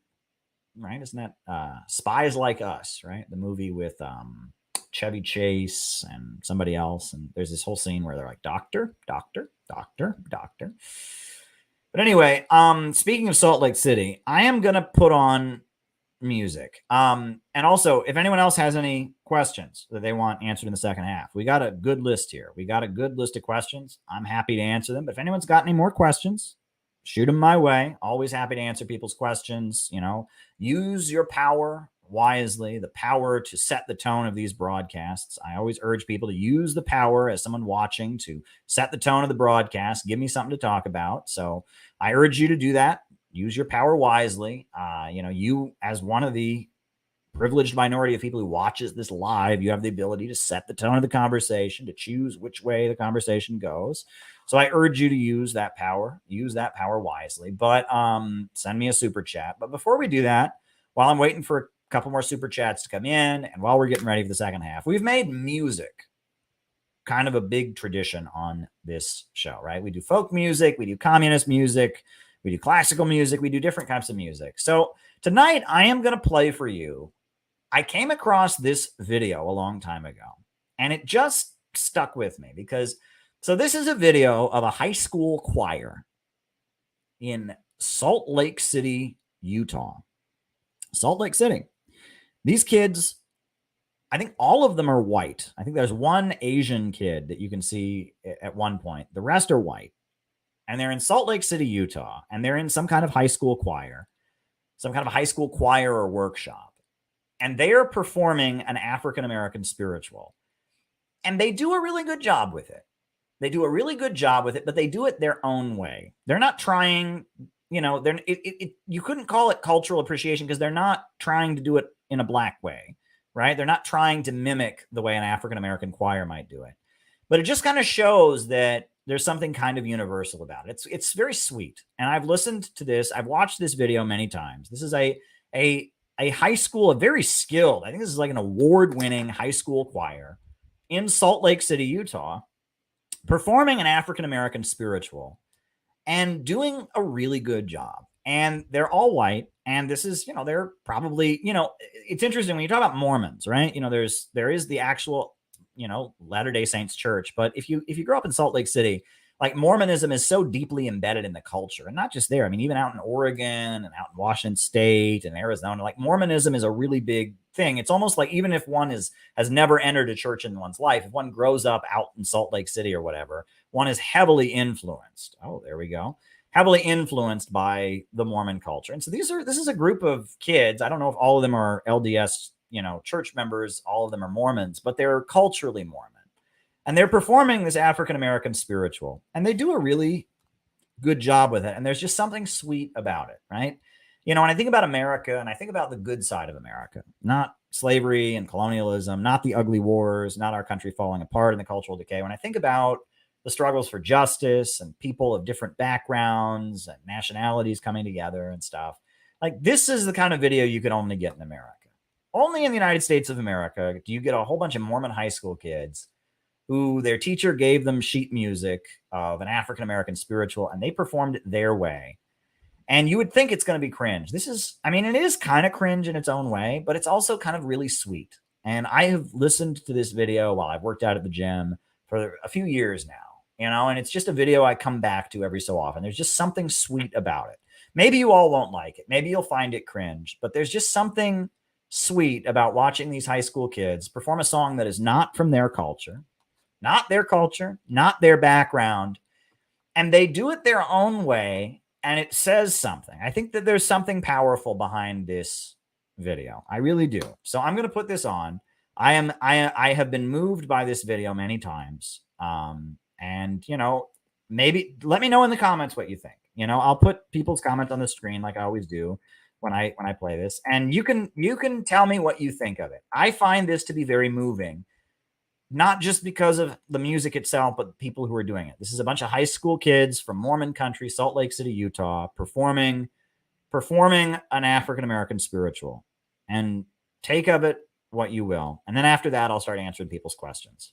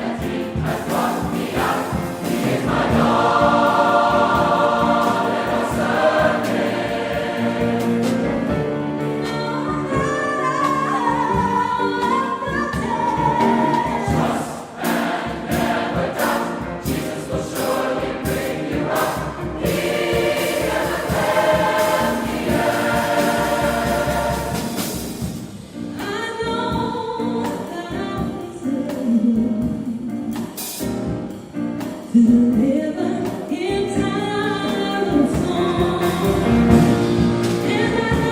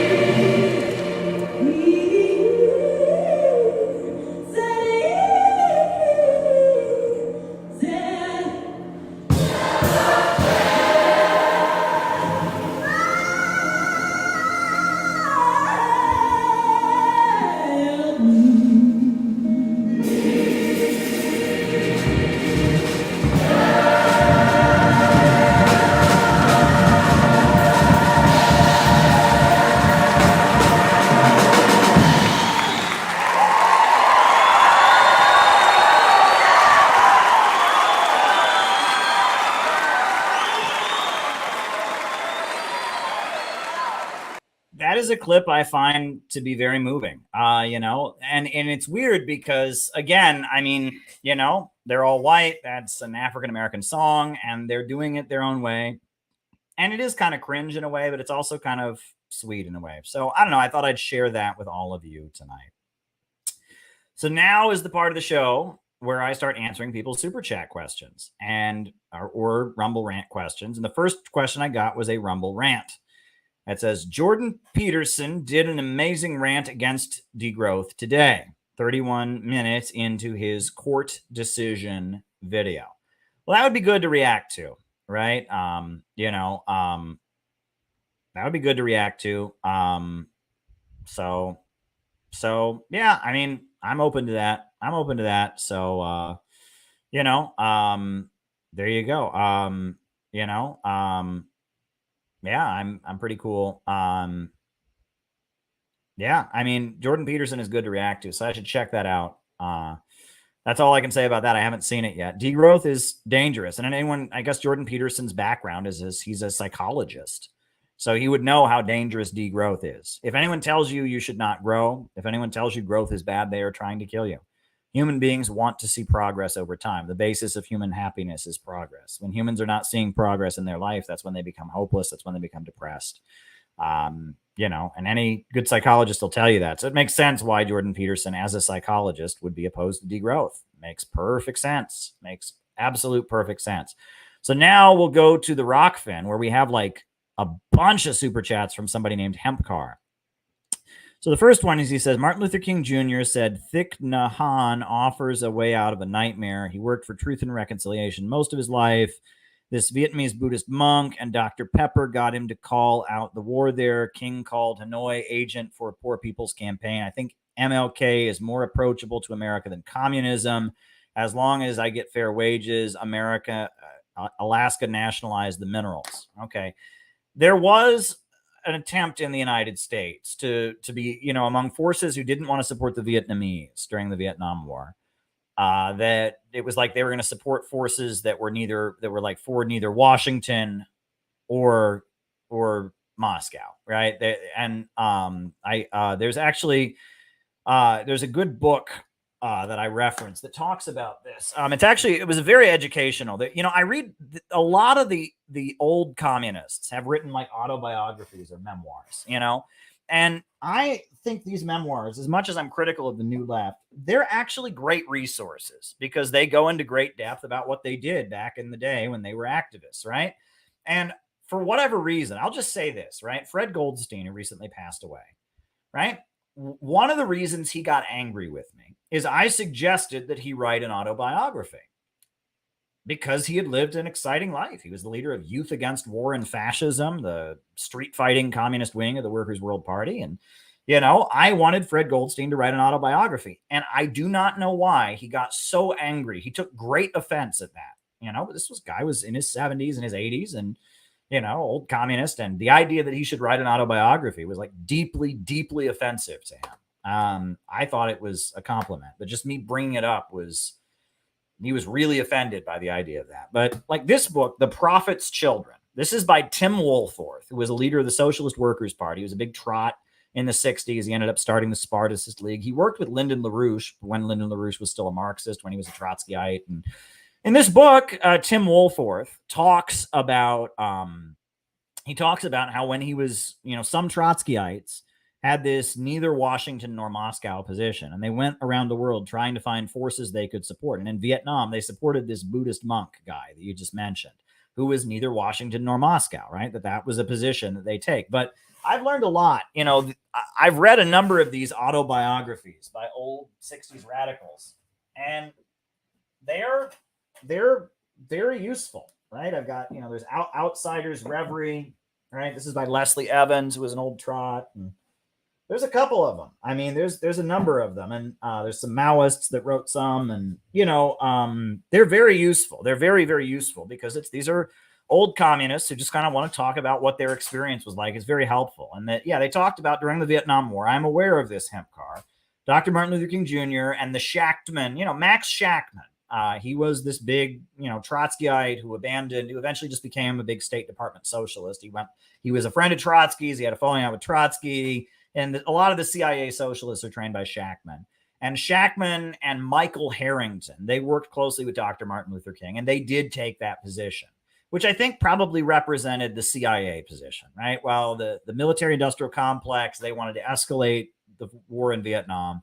I think that the CIA, a section of the CIA, wanted to support this Buddhist monk who was anti-communist, who was organizing like civil disobedience protests against the communists, and that Martin Luther King probably, unfortunately, promoted that guy, right? Martin Luther King Jr. never became a communist. And his politics got more and more radical. But I mean, I think Martin Luther King Jr. probably would have, taken an either Washington nor Moscow position on Vietnam. That doesn't surprise me. And that Buddhist monk guy that you mentioned, I misspoke on his name. I can't pronounce it, but he was definitely somebody that Max Shachtman, and that's in that book I just held up, Max Shachtman and Michael Harrington were promoting that guy. And that there was a big section of the American like hippie movement and American Trotskyites who were supporting this Buddhist monk in Vietnam who was anti-American, but also anti-communist. So there you go. The next question is, when I was in SDS, I tried to get our real history taught on campus. Most still don't know. Waterboarding is just the tip of the iceberg. Thank God to Bill Blum and the list of nations the USA has cooed. Gore Vidal. Good for you, Hempcar. And he says, very much appreciate this work, as well as Uhuru and Dr. Cornel West. He'd debate RFK, Jill Stein, Diane Sayre would be great too. Strange West. Okay. I don't know what that means. Harassment techniques or something. Strange book called Transgender to Transhumanism, written by a friend of yours. Okay. I don't know enough about that, Hempcar. And like I said, I stay away from these things, but Hempcar, we do appreciate your contribution. And, there you go. There you go. All right. So we did the Rumble rants and we did the Rockvid tips, and now we're going to start doing the super chats. How should communists write for current events? Now, Killian, I assume you mean like how, when reporting on current events, how should communists write about them? Right, if we were to write news articles for the website or something like that. Is that what you were asking, Killian? Maybe you can clarify in the chat just to make sure. But, my understanding is that, I guess writing is different than analyzing. Sometimes you just have to write a straight up news article, right? And that happens, especially if your organization does things, right? If your communist group has a protest, if your communist group does something, you need to do a news write-up about it. And it's pretty clear this event happened.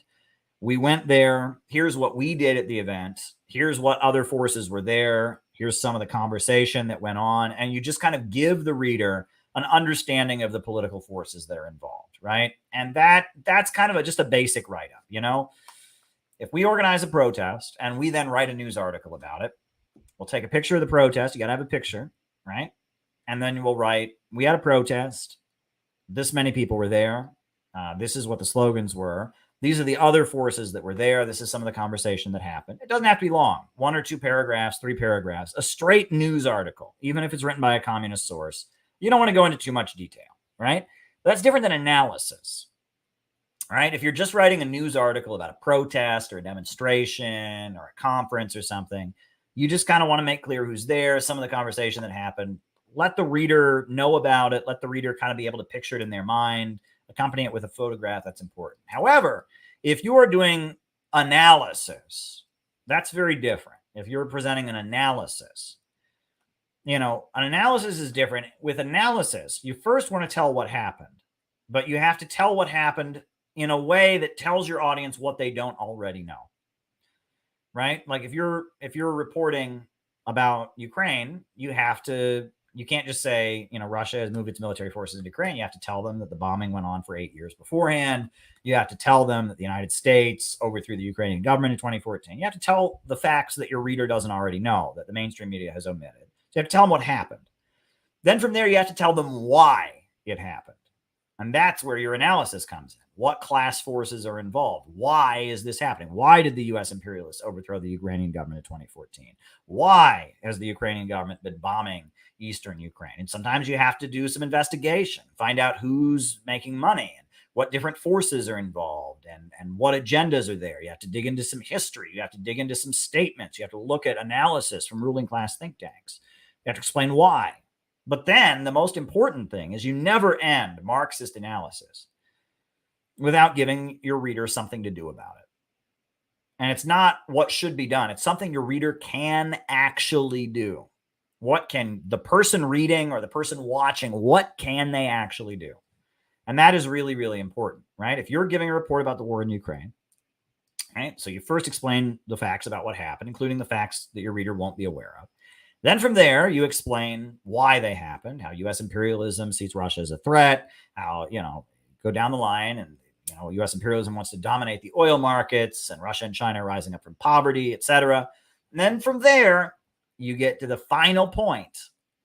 The final point is, it should be, and Rage Against the War Machine is having a big demonstration, or, we at the Center for Political Innovation are trying to raise awareness in this way, or, you have to then give your readers something to do about it. Because if you can't give them something to do about it, there's no point. But that's when you're doing analysis, and that's really important. If you're ever, as a Marxist, asked to speak and analyze something, it requires those three parts. Now, a straight up news article, just to report, just so there's like a record of an event happening, is a little bit different. But that's my perspective on how one should present things. So there we go. Thoughts on the U.S. claiming Russia took out Prigozhin? I mean, the USA makes all kinds of claims without backing them up, right? And that's what's infuriating about all of this, right? It's like, as long as you're talking about Putin, you can say whatever you want. Doesn't matter. Doesn't matter, right? As long as Putin's bad, that's when the USA starts demonizing somebody. No one fact checks anything. No one questions anything. No one wants to be accused of being sympathetic to the latest bad guy. And they say these things. Nikki Haley said that in the debate last night. It was outrageous what Nikki Haley said. She said not only did Putin kill Prigozhin, she claimed that Putin also killed, the U.S. ambassador to the the Russian ambassador to the United Nations, Vitaly Churkin. That's outrageous. And they could just say this because it's Russia. Oh, it's, what, are you defending Putin? Are you saying Putin wouldn't do that? Do you think Putin's a good guy, huh? And they create this atmosphere where everyone just starts one-upping everybody about how bad somebody is. And that's not good, right? Even if somebody is bad, right? And this goes beyond Marxism. Even if somebody is bad to the bone, right? If someone's bad to the bone, no good, they have to have accomplished what they accomplished for a reason. They have to, and if all you can say is they're bad, and if you enter this false reality where you're accusing them of things they have no reality of, if you do that, then you're not going to be able to actively understand them as a force, right? I don't like, I don't like Trotskyites, right? But if all I know about Trotskyites are bad, and I sit there and, well, maybe Trotsky killed JFK, if I did that, I wouldn't be able to actually understand Trotskyism. And Trotskyism does attract a lot of middle-class intellectuals. Why? All right. What are Trotskyism's strengths? What does Trotskyism offer people? You have to, if you don't like something, if you don't like something, the bad things about it are obvious. However, you gain a lot more if you don't like something. If you don't like a person, you don't like a political group, you don't like a political movement, you don't like an individual. If you don't like them, the things that you don't like about them are obvious. But you gain a lot by going, what are your strengths? Learn the strengths of your enemy. That is a really important thing. Learn the strengths of your enemy. Learn the strengths of your opponent. This book I just wrote about Bob Avakian, it is not overwhelmingly negative. I'm critical of his ideas, but I spend a lot of time in the book talking about Bob's strengths. And I've done years of research, and I've figured out why Bob has accomplished what he's accomplished, why his group remained intact when most of the new communist movement groups didn't. And that's really important, right? And it wouldn't be an accurate assessment of Bob Avakian if I didn't investigate thoroughly, not just where he's wrong, but why he's had whatever limited success he's had. right? And that's a really important thing. Study your enemy's strengths, not their weaknesses. You don't have to study their weaknesses. Their weaknesses are right in front of your face. That's why you don't like them. Study your enemy's strengths. What is it? What is it about this person that enables them to accomplish what they've accomplished? For example, with Vosh, we all know what Vosh's strength is. He's amazingly good looking. Vosh is one of the sexiest human beings who's ever existed. I mean, if you think of a beautiful, physically fit, attractive man, you automatically think of Ian Kocinski. He's really, really good looking, right? I mean, he's just a knockout. People watch his live streams just to look at his beautiful face, right? So, I mean, I'm joking, obviously, but you know, I love to say that, but I'm joking, but no, but in all seriousness, if you have a political opponent, if you have somebody you disagree with, you have to look at their strengths, and the ruling class realizes that, right? In mainstream media, they don't do that, but in their intelligence agencies and in their think tanks, they do this a lot. And a lot of times, if you see stuff in mainstream media that is sympathetic, you know, every so often they do like a dump. And they'll let some of that slip in, right? There'll be an article on NPR like, why do people love Putin? And they'll acknowledge, you know, because the CIA does all kinds of research about this, right? The CIA ain't stupid.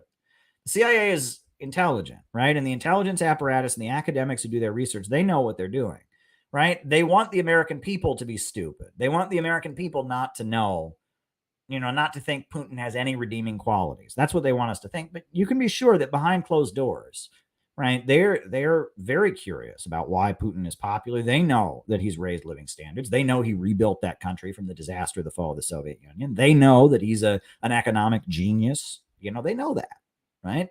And that's really important. And that a lot of, again, you know, every so often that'll slip through, because you can tell, I mean, they do all kinds of research about what is this person's attraction? What is this person's attraction? Why do people like this person? Why do they have a following? They do that excessively.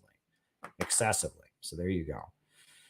RFK tweeted about Richmond, north of Richmond. What did he say? Because that Richmond, north of Richmond song, I've known that, you know, they started the Republican debate last night. They started it talking about that song. That song has become like a divider, right? I mean, the canceling, and now they're going after Midwest Marks and all of that. And that they've made that song a dividing line. If you are going to be a woke leftist, you are not allowed to like that song. Right? That is just the rule that they've made. You know, you are not allowed to like anything about that song if you're going to be a woke leftist. So, I mean, and it's weird because that song, I mean, it's about economic hardship. It's a very working class rant. Yeah. It talks about welfare, food stamps. Yeah. I mean, it's not 100% perfect. Not everything I agree with, but it's still a beautiful, amazing song. And it's about economic injustice, and it's about the hardships of our society. It reflects how a lot of working people are feeling. It's a beautiful, beautiful song. And it's a dividing line. And the woke faction does not approve. They do not approve.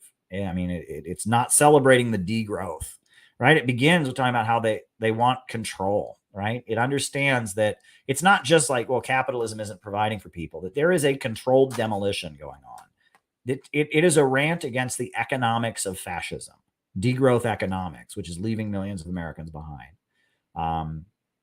That's what it's about. And that, you know, Biden and all of them, they want everyone to be poorer to save Mother Earth, to save capitalism.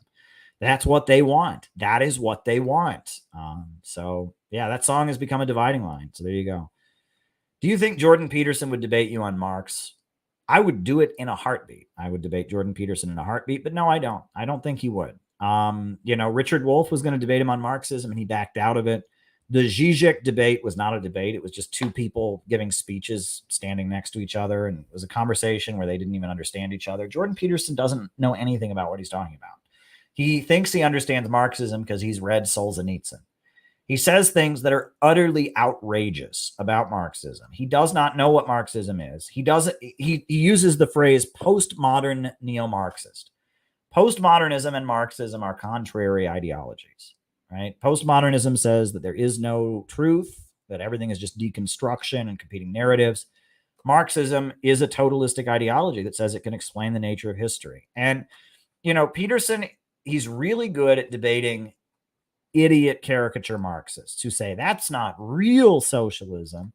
He's really good at debating college wokesters who think they're socialists, and he rips those kids apart because it's true, right? I mean, if you think that communism failed everywhere it's ever been tried, but somehow you're going to get it right, that's pretty dumb. That is what most college wokesters think, and it's very dumb. Communism didn't fail everywhere it's ever been tried. It's raised millions of people out of poverty. It's been very successful as a system. Capitalism is grinding the world into poverty because of the built-in problem of overproduction and the tendency of the falling rate of profit. And none of the Marxists that Jordan Peterson rants against ever talk about any of that stuff. And they just talk about things being unfair. It is, I mean, everything he says about the Marxists he's debating is true. It is about jealousy and resentment. The arguments Peterson makes against the so-called Marxists on the college campuses that he's debating are very effective arguments, and they're true. It just has nothing to do with what actual Marxists believe. And he may realize that on some level. And so for him to debate me would not be strategic, number one, because he wouldn't score any blows against the people he's fighting, because they sound completely different than me. The teenage wokester types, I don't sound like them, number one. And number two, he wouldn't be prepared for it, because what I believe about the tendency of the falling rate of profit, overproduction, and all of that doesn't fit. Now, one thing I will say about Peterson is that Peterson is very much a eugenicist, right? And that a lot of what he promotes is Malthusian. He talks about some people just being naturally more intelligent than others and all of that. That is very dangerous stuff. If he's talking against degrowth, good for him. That's great. And I'll look up that clip and I'll react to it. So there you go. All right. Very good. Caleb defended trans people against police. I have many times. Look, I knew Leslie Feinberg, the first openly transgender activist in American history. Leslie Feinberg, I knew her. She worked with me on articles. Just recognizing that gender nonconforming people have the right to exist. They have the right to not be bullied. They have the right to, when it was just about people not being bullied, respecting people's rights, that was one thing. It's turned into something completely different. It's turned into something absolutely completely different. And, I don't speak for Leslie Feinberg, and I saw that her partner, Minnie Bruce Pratt, also just recently died. So I don't speak for Leslie at all, but Leslie Feinberg, she probably would disagree with a huge amount of what I've done in my life. I'll just be honest. I don't have Marcyite politics anymore, but she was a true Marxist, if there ever was one. And she spent the final years of her life basically raging against her own movement, because she saw the gay rights movement was becoming more and more pro-imperialist. So there you go. Good question, Joel. You're on the list. So there you go. All right. It's like when the Arab Renaissance, someone wrote a book called On the Destruction of the Destruction of the Destruction. Yeah, or the negation of the negation, right? That's dialectics. But that opening stream, I got to talk about something. And, Keffels gave me an opening. She gave me an opening, so I used it. But, is that high content there? Is that amazingly profound, that argument I just had with Keffels? No, but my hope is that one of Keffels' fans will realize that saying that Uhuru should go to prison for being against the Ukraine war is okay because it's a cult is nutty, right? And that one of Keffels' fans will slip through, because look, a lot of you watching right now are here because I fought with somebody, Thought Slime, Vosh, that, a lot of you are here because you did slip through as BreadTube when they went all in on me. A couple of you filtered in. Right. And so it's worth exposing yourself to an audience that wouldn't normally see you.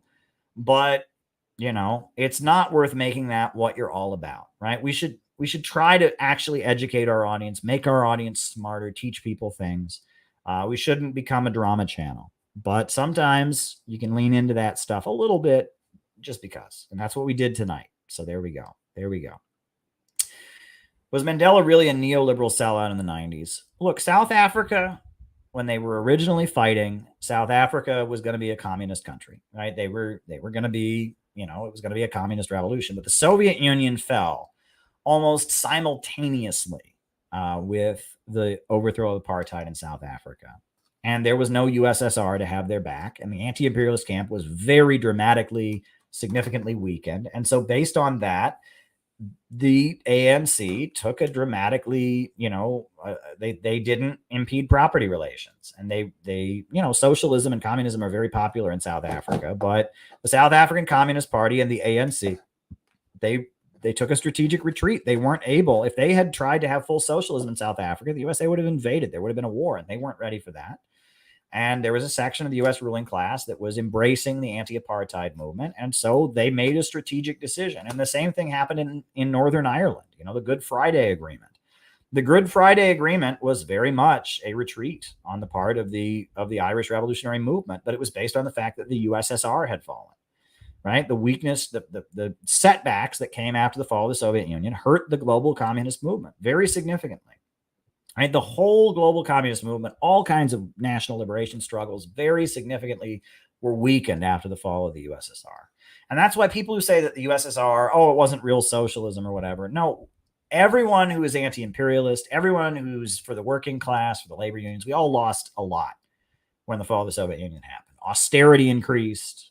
U.S. imperialism became much more vicious, attacking and invading countries. The fall of the Soviet Union was a loss for progressive forces in the world. And that points to the reality that even if you write off the Soviet Union and you say, well, that's not real socialism, it was. Because if it didn't count for anything, then we wouldn't have seen a setback in Ireland. We wouldn't have seen a setback in South Africa. We wouldn't have seen austerity roll ahead in the United States. The fall of the Soviet Union was a setback for the global working class. We lost a lot when the Soviet Union fell. We did. And so even if you dismiss it, we still lost a lot. And that point must be made. It must be made. And the fall of the Soviet Union, that's Sam Marcy. That's one thing I really do respect about Sam Marcy. A lot of his writing from the time of the fall of the Soviet Union makes that point. There's a very good essay by Sam Marcy at the Left Forum, at the Socialist Scholars Conference. Sam Marcy spoke to the Socialist Scholars Conference. Before it was called the Left Forum, it was more academic, and it was called the Socialist Scholars Conference. And in 1990, Sam Marcy went to the Socialist Scholars Conference, and to a room full of Trotskyites, he gave this speech. And I will just drop it in the chat. It's worth reading. It's on the Marxist Internet Archive, because he argues to a bunch of Trots why they should oppose the fall of the Soviet Union. And he basically says, look, if you're against the Soviet Union, you have to admit what's coming into country after country is a loss for the working class. Even if you oppose the governments of these countries, even if you oppose the bureaucracy, all these countries where the imperialists are sinking their fangs in, the workers are losing. The workers are losing out. It is a victory for the imperialists. It's a loss for the working class. And it's a really important point that he makes in this speech. And that is one thing, there was an organization, I won't even say who was having an event one time to celebrate the reunification of Germany, the fall of the Berlin Wall. And I said, I'm not interested in celebrating that.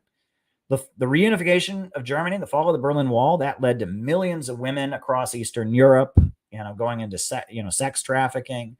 That led to Russia, having austerity imposed on it, the population decreasing by 10%. That led to, it was the fall of the Soviet Union was a disaster for the global working class. And that is why when people get up there, and there are a lot of Trots, and I still hear this, Trotskyites, anarchists, Maoists, others will say, oh, I'm so happy the Soviet Union fell. I sighed I breathed a sigh of relief when the Soviet Union fell, because now our movement didn't have to be associated with Stalinism or whatever. Up yours, right? Because if you supported the working class, if you supported the struggle against imperialism, we all lost significantly. And your ability to say, oh, well, I believe in a socialism that's much more radical than the Soviet Union, that doesn't measure up to what was actually lost. Millions of people starved to death. Millions of people became unemployed. Shock therapy economics. The fall of the Soviet Union was a material loss. Labor unions have been significantly weakened all across the Western world. Austerity has been imposed. Like, your ability to go, oh, well, my socialism that only exists in my brain is so much more radical. You can say that. But your ability to say that doesn't account for what was actually lost. And that is where a lot of people, a lot of so-called communists, their communism is not based on anything in reality. Right? One thing about Trotskyites I do not understand, and Sam Marcy thought he was a Trotskyite, so this kind of even applies to him a little bit, is like, there's a book called Moscow Under Lenin that was written by a Trotskyist, and it's all about how great the Soviet Union was before Lenin died. And it's just about how, oh my God, it was just so much more, you're on the list, so much more revolutionary. When, and that, it was so great. There was 3 different parties. Oh, it was so great. And it's like, you do realize that Moscow under Lenin was blockaded. People were starving to death. People didn't have medical care. The whole country was militarized and fighting for its very survival in an ugly civil war. But those were the good years. But a decade later, when Stalin launched his 5-year plans and started raising people up from poverty, and the whole country became electrified and got running water, and they built the world's largest hydroelectrical power plant, and they were having huge achievements in sports and huge achievements in music and art. But those are the bad years because Stalin is bad. It's like, how you're out of touch. You're out of touch. I'm sorry. In one of the versions of the American, versions of the Soviet national anthem by Paul Robeson, the lyrics go, "Through days dark and stormy, while great Lenin led us." Right? And the Lenin years were not good years, but Trots think those years were good because the books they published during those years were good, right? I mean, it's like, you have to admit that life in the USSR got better very much after Lenin's death, after Stalin consolidated power and launched the 5-year plans. That's not to say, I mean, Stalin very much was continuing Lenin's program, right? Lenin said communism equals Soviet power plus electrification. So that's not to differentiate between the two. But when Trots say Lenin good, those Lenin years were amazing, but Stalin ruined it all. It's like, define ruined. Define ruined, right? Is ruined people getting healthcare, getting jobs, and define. I mean, it's there's this disconnect. That's a big part of the revolutionary intelligentsia. They care about the books that are being published. They care about the liberatory tone, the feeling. They care about democratic participation. They don't care about like material reality. When people aren't eating, when people are hungry, when people are starving, like they don't care about, like, they don't understand that socialism is about raising material abundance, about increasing prosperity. It's not about being egalitarian or something, right? And that's a really, really common thing I see among Trots. They just don't seem to care. And it fits in with what Gabby is saying. Red tubers are cynical. They laugh at people's suffering anytime. And there's so many, I've wanted to make this video. If anyone watching feels like making this, go and watch clips of Vosh and Serfs and ContraPoints and all these people reacting to me. And you just clip, and you could call it Bread Tubers Laughing About Poverty. Because that's what they do. I'll be on the video talking about people being hungry, talking about people being poor, and they just they just think it's hilarious, right? They think poverty is a laughing matter because none of them have ever lived in poverty. They're all middle class Beverly Hills rich kids, who are triggered by authoritarianism, right? They think Donald Trump is going to make them clean their room.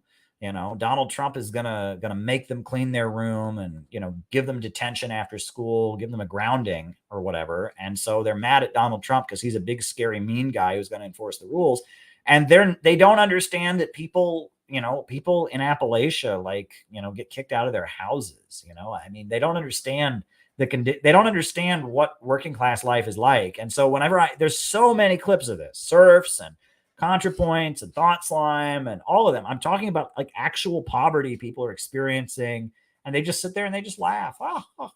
It's so funny. I mean, it's sick, and it reveals their class position more than anything. And whenever they hear people talking about raising up living standards, constructing, they've been trained to think that's Nazi because they're afraid of poor people. They think poor people are all Nazis because they want to raise living standards. I don't know who they are, but they're a cult. Yeah, cult is just the word that they throw at things now, right? Anything you don't like is a cult nowadays. And I mean, we've talked about this to death. The Cult Awareness Network in the 70s, Steve Hassan. I do want to say this, right? And I've been thinking about this a lot lately because of things that have been happening that can't be discussed on this stream. But, you know, I will say this. This is a kind of a revelation I had about this a couple months ago. But, you know, I was in the Workers' World Party for many years. I was a member of the Workers' World Party for many years. Was the Workers' World Party a cult? I don't know, and I don't care. I don't use the cult word anymore because it's a dumb word. I don't care if they were a cult. They had a charismatic leader, Sam Marcy. There wasn't, you know, I don't know, whatever. Were they a cult? Were they or weren't they? I don't know. And I don't care, right? I think, you know, calling something a cult is not analysis. That's Netflix propaganda as far as I'm concerned. But when I left the Workers' World Party after having been in it for 8 years, it was a painful experience. I lost friends. There were people that I was really close to, that I talked to on the phone every day, that I was really close to, who wouldn't speak to me. You know, people that I used to be friendly with and consider my friends were calling me a Nazi on the internet. And it was really, really, really painful.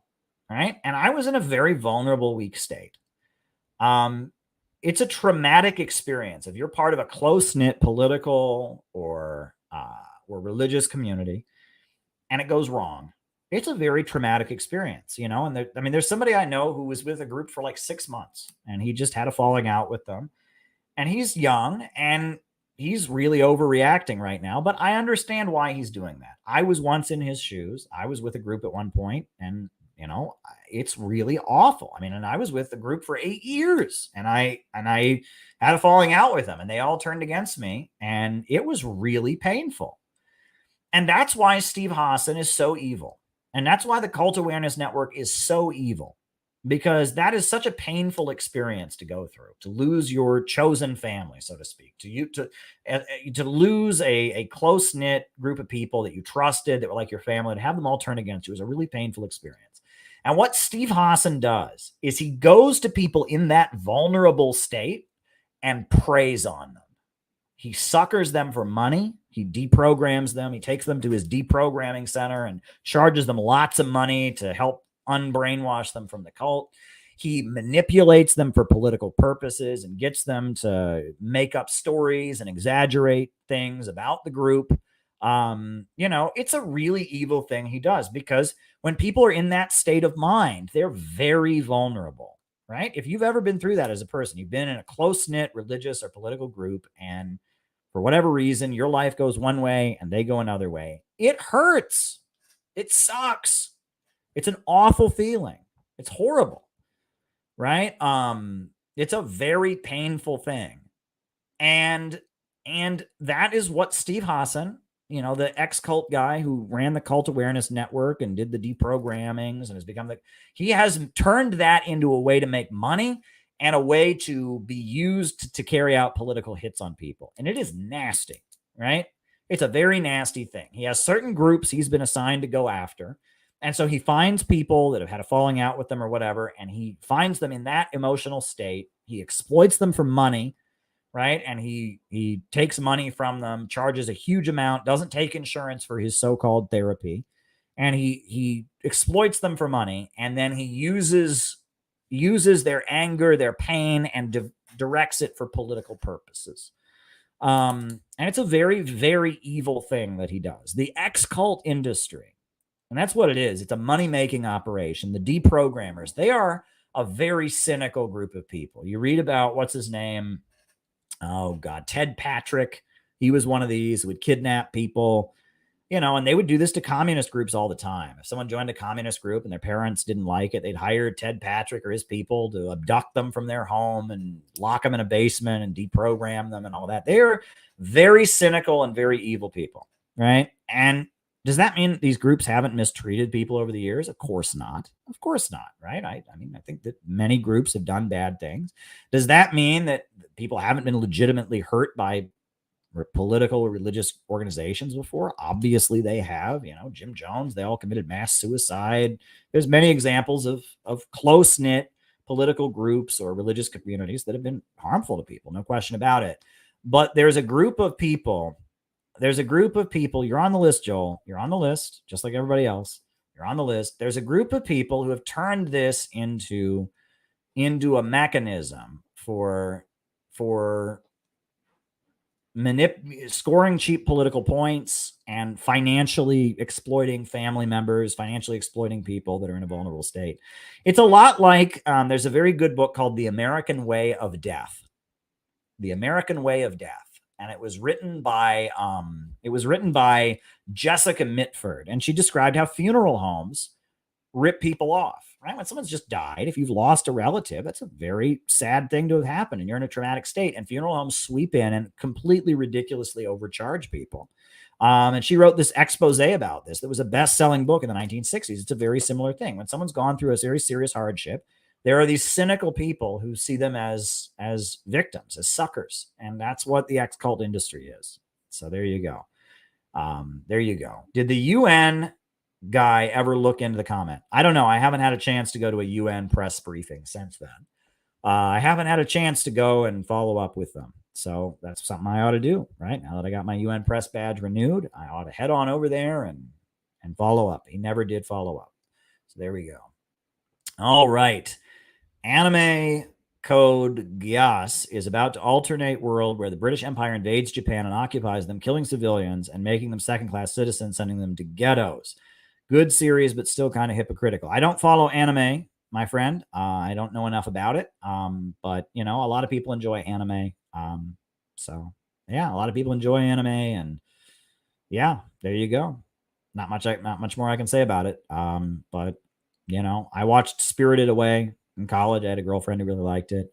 There was a movie that was, I think, Japanese anime that I liked when I was a kid. It was a VHS tape I got from the library a number of times. It was called Flight of Dragons, and I really liked Flight of Dragons. Is that an anime film, Flight of Dragons? I really enjoyed that, Flight of Dragons. I found it, you know, it's a 1982 film, Flight of Dragons. Is that anime? I guess it's not anime because I'm looking it up now, and it's not created by folks in Japan. So I guess you have to be Japanese to be anime, right? So it's not anime, but I really enjoyed Flight of Dragons. That was a good movie. All righty. In his BRICS speech, Putin talked about a system that serves the global majority instead of the golden billion. Yeah, I need to find out about that. That's something Putin has been talking about a lot, the golden billion, which I think refers to the first world, but I don't know for sure. But I need to look that up. And I think, you know, we may put Putin's speech on this channel. I think we may just show it on here because it's so important, but we shall see. We shall see, right? That's one thing we should do. So there we go. Thoughts on militarism, specifically sawn gun policy. In the case of DPRK, it makes sense. Well, they have no choice. I mean, most revolutionary countries that are under attack from the imperialists really have no choice but to be totally militarized, right? The Soviet Union, they called it war communism. Right? They had war communism during the Civil War where they just militarized everything and the military rationed things. And, you know, the DPRK, sawn gun, is kind of like war communism. It's that they've had to have the military first, right? And in order to not get invaded and attacked by the United States, maintain their socialist system, they've had to do that. So there you go. Don't agree with PSL. But they did make a documentary, Loyal Citizens to Pyongyang and Seoul, which exposes North Korean defectors. Wow, glad to hear it. I'm really, really glad that they did that. Good for them. You know, and for all the people baiting me about working with different groups around the Korea thing, keep in mind, we tried to work with Nodatol. We tried. We reached out to Nodatol, and, you know, they were having their rally for peace on the Korean Peninsula, and we reached out to them, and I assumed that they wouldn't say anything and we would just show up at their rally. Oh, no. Betsy Yoon sent me a nasty, nasty email. Cancel culture, sex gossip. We don't feel comfortable with you at our rally. So if you're going to complain that I'm working with somebody you don't like for peace on the Korean Peninsula, keep in mind that we tried to work with the PSL front group, Nodatol, the Korean American PSL front group. We tried to work with them. And they were vicious and nasty and told us they didn't want us. So I really do not understand that. I've seen this over and over again, right? Not just with them. Many times I've seen this, right? Is that some political force, some group makes clear they don't like you. They don't want you around. They don't respect you. And so you go somewhere else and they go, oh, how dare you? It's like they want to be able to disavow you, denounce you, not keep you around. And then when you go somewhere else, they get mad, right? If Nodatol or American leftists who support North Korea don't want us to work with right-wing churches that support North Korea. Maybe they should let us work with them. Oh, but they don't, do they? And it's like, so why do you care? I tried to work with you, and there's many examples of this I could list that I'm not going to go into right now. But I've seen this over and over. When I left the Workers' World Party, right? The Workers' World Party, they were like shunning me, calling me dirty names on the internet, calling me anti-Semitic, calling me all kinds of things. So I started with some friends. We started the Students and Youth for a New America clubs. And I got all these Workers' World Party members emailing me. What are you doing starting this other group? I'm like, y'all told me I'm not welcome in your group anymore. So what do you expect me to do? Just roll over and play dead? And I think that's what a lot of like leftists have it in their mind, that like everyone should join my group. And if they don't join my group, they should roll over and play dead. No, doesn't work that way. Does not work that way. Right. And I mean, I've seen this over and over and over again. I mean, there's been a couple recent examples. I remember what happened with Workers' World Party, where I basically resigned, but I tried to resign on good terms. They're not organized enough to have a formal process. So it was just kind of, I had a meeting with them and I said, well, I don't represent them anymore, blah, blah, blah. And they started talking smack, but regardless, so they basically made clear they don't like me,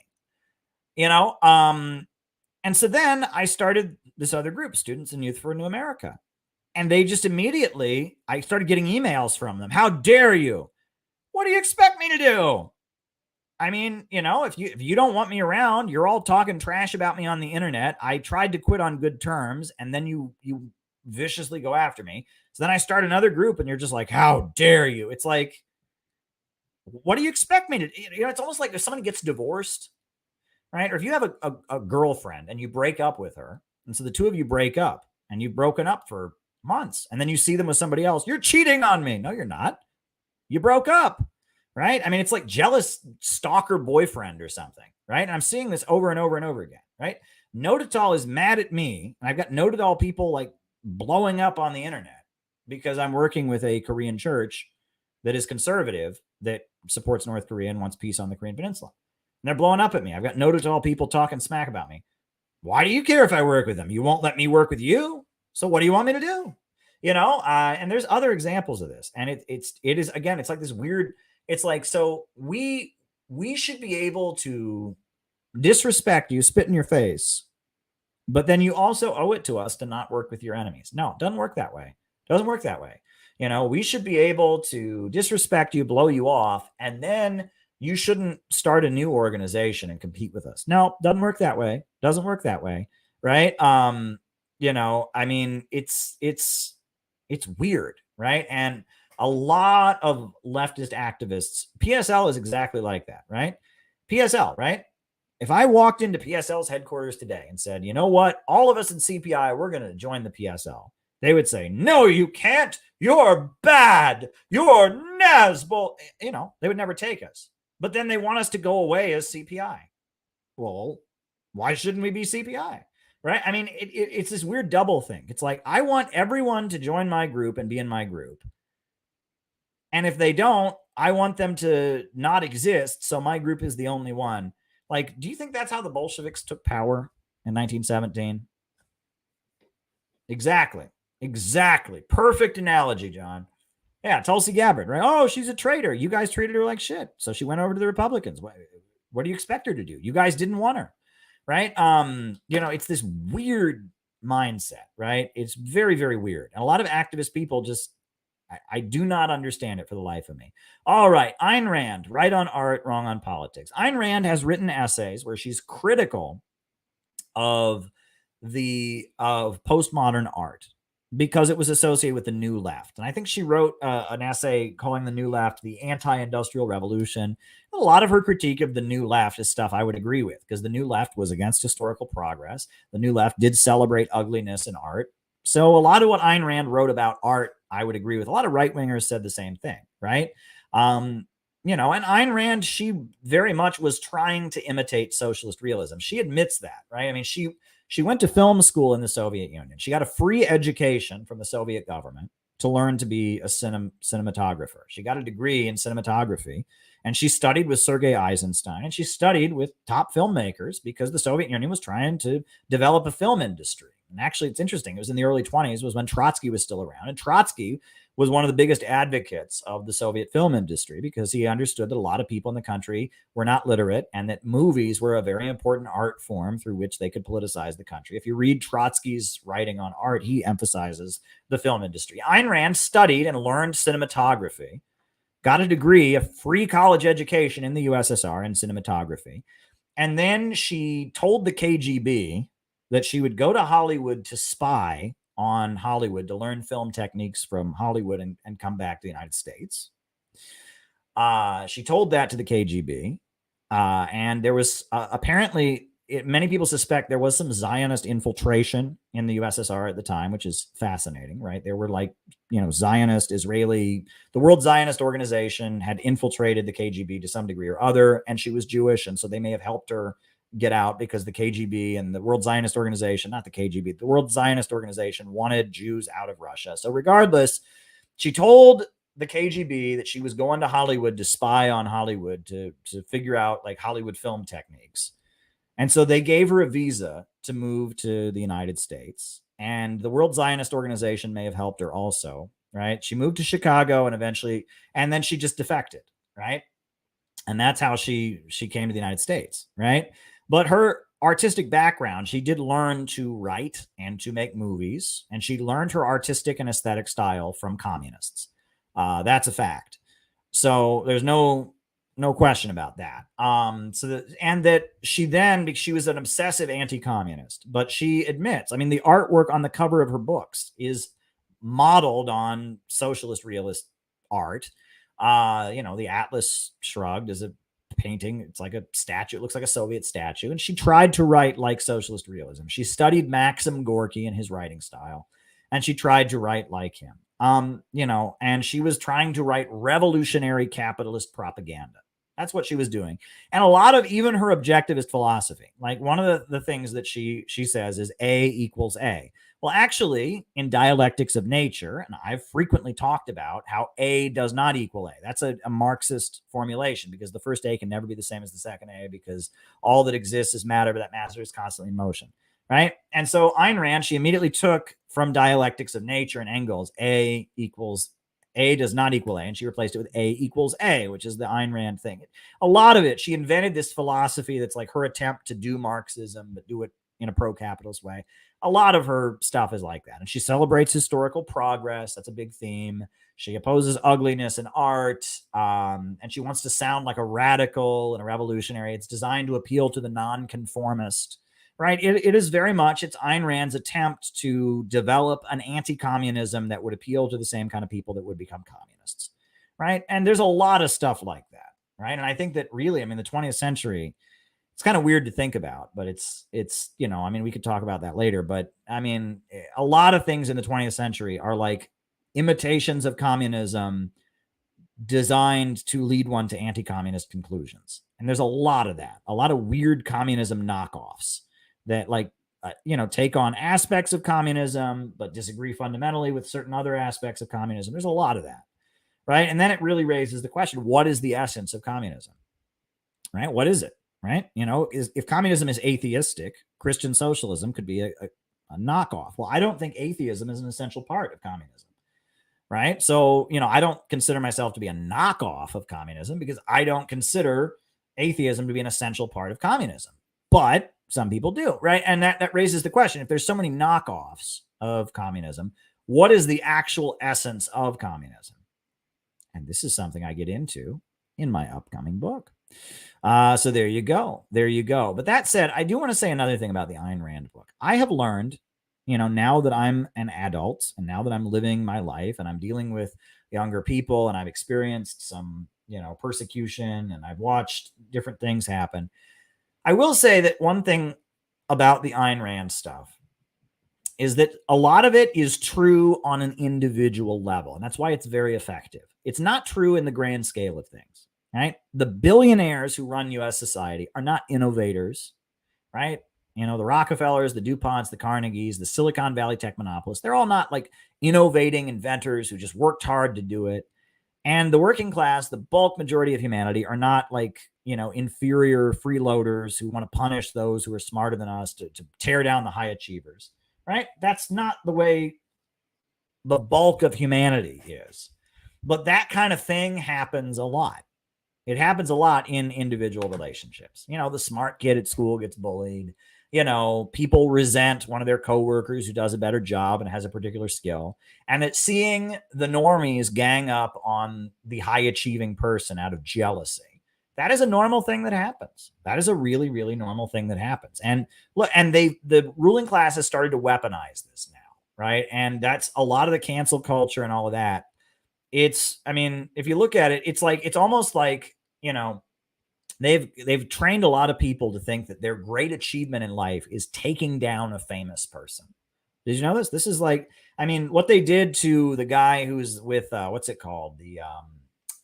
Veritas. What was his name? They kicked him out of Project Veritas. If you read the attacks, it was just, what's his name? It's an Irish name. What is his name? I can't remember his name. If you read the attacks on him, it was purely just this guy really believes in Project Veritas. This guy's really dedicated and fanatical. How dare he? He should be a normie like us, right? And it's funny because this is, when people talk about negative aspects of the Soviet Union or negative aspects of the Cultural Revolution in communist countries, this is kind of what they're getting at. And that, this is an aspect where it's like where people get punished for success, where people get punished for innovation, right? And we're seeing that now in America more than ever, right? That we've, James O'Keefe, that's his name. In our culture, we've got this, a lot of young people that hang out on social media have learned that they think that their great achievement in life is not inventing something, not coming up with a new idea, not painting a beautiful picture, creating a beautiful work of art. Their great achievement will be exposing and tearing down some famous person. And that's part of the mind control, the mind fuck the synthetic left has put on the next generation. And it's very scary. It's very, very scary, but it fits in with the degrowth agenda. It really does. And that's when Jordan Peterson gets up and says, well, socialism is based on envy. No, it's not. Actual scientific socialism, Frederick Engels, Socialism, Utopian and Scientific, Marx, The Tendency of the Falling Rate of Profit. It's not about envy. It's about rationally organizing the economy, overcoming the narrow horizon of bourgeois right. But wokeism, a lot of it is, yeah, I could never be famous, but at least I can ruin someone who is. A lot of cancel culture, wokeism, calling people out, that's what it is. It is weaponizing people's resentment in a very crass and pessimistic way that ultimately declares war on historical progress. And that kind of fits with the Ayn Rand worldview, right? That, again, I told you the Ayn Rand stuff is it's designed to appeal. It is designed to appeal to the kind of person who would be a communist, right? And socially non-conforming people, intellectuals, people, they tend to become communists. Well, tell them that communism is all the normies ganging up on them and bullying them for success. They've all experienced that. They can all relate to it. Well, that's not the reality of what it is. The billionaires are not nerds who are high achieving, right? The billionaires inherited their wealth, and control the means of production, and the inventors all get ripped off. That's not the reality of how the capitalist economy actually works, but it's a nice fantasy, right? And if it's something that an intellectually non-conforming person has experienced, the Ayn Rand stuff might appeal to them, right? And again, this is why I urge you all, study what your enemies are good at, right? What your enemies are bad at is easy. That's easy. That doesn't take anything, right? Learning what your enemies are bad at, you know that already. That's why you don't like them. Learn the strengths of your enemy, right? I've studied Ayn Rand. I can tell you her strengths, how she studied socialist realism, how she developed an anti-communism that would appeal to communists, that mimics communism and mimics the intellectual appeal of communism. Again, that is how you can really understand something. And in my upcoming book, I do that, right? With Bob Avakian. I consider him to be a political opponent. I consider his brand of communism to be completely wrong. But I've studied it in depth to find out what the appeal is, to find out what the strength of it is. And that is important, right? That is something that I urge people to do, right? Again, learn your enemy's strengths, not just their weaknesses, right? Yesterday was the day of the black ribbon in Europe. Hypocritical and dirty war propaganda against Stalin. I don't know what that is. I don't know what that is, but I have a feeling I don't want to know, right? I don't want to know, but I guess I have to Google it because you asked. So Day of the Black Ribbon. What is that? Anti-communist something, right? Victims of communism. Oh, boy. Oh, boy. There you go. Well, we had a protest at the Victims of Communism Museum. And again, I keep telling you, this is the formula for so much of the right-wing material I watch now is, don't you hate woke people? And they point out the very hateable aspects of woke people. Don't disagree with any of that. Don't you hate woke people? Yep. Aren't they all? They're all communists. No, they're not. And communism, all these anti-communist victims of communism, blah, blah, blah, blah, blah. And so therefore we should privatize everything. It is a really common logical, I mean, it's three wrongs, right? Wokeism is not communism. Communism did not kill millions of people. It raised millions out of poverty. It defeated the Nazis. It had huge achievements, and third, just being against communism doesn't de facto mean we should have libertarian free markets and privatize everything. It's like wrong, wrong, wrong. Right. And I've seen so much right-wing propaganda that follows this formula. And it's just like, like none of the points follow from each other. All right, folks. Well, those are all the super chat questions. Unless there's more on the Rockfin or more Rumble rants, which I don't see any more Rumble rants. I guess that's our show for tonight. So I'm going to put on the closing music. And yeah, there we go. There we go. It's always been fun, folks. We'll be back probably tomorrow night. Don't see why not. Don't see why we wouldn't be back tomorrow night. So there we go. Upsurge in the struggle against U.S. imperialism is now emerging throughout the world. Ever since World War II, U.S. imperialism and its followers have been continuously launching wars of aggression. But the people of various countries have been continuously waging revolutionary wars to defeat their aggression. And while the danger of a new world war still exists, and the people of all countries must get prepared, revolution is the main trend in the world today.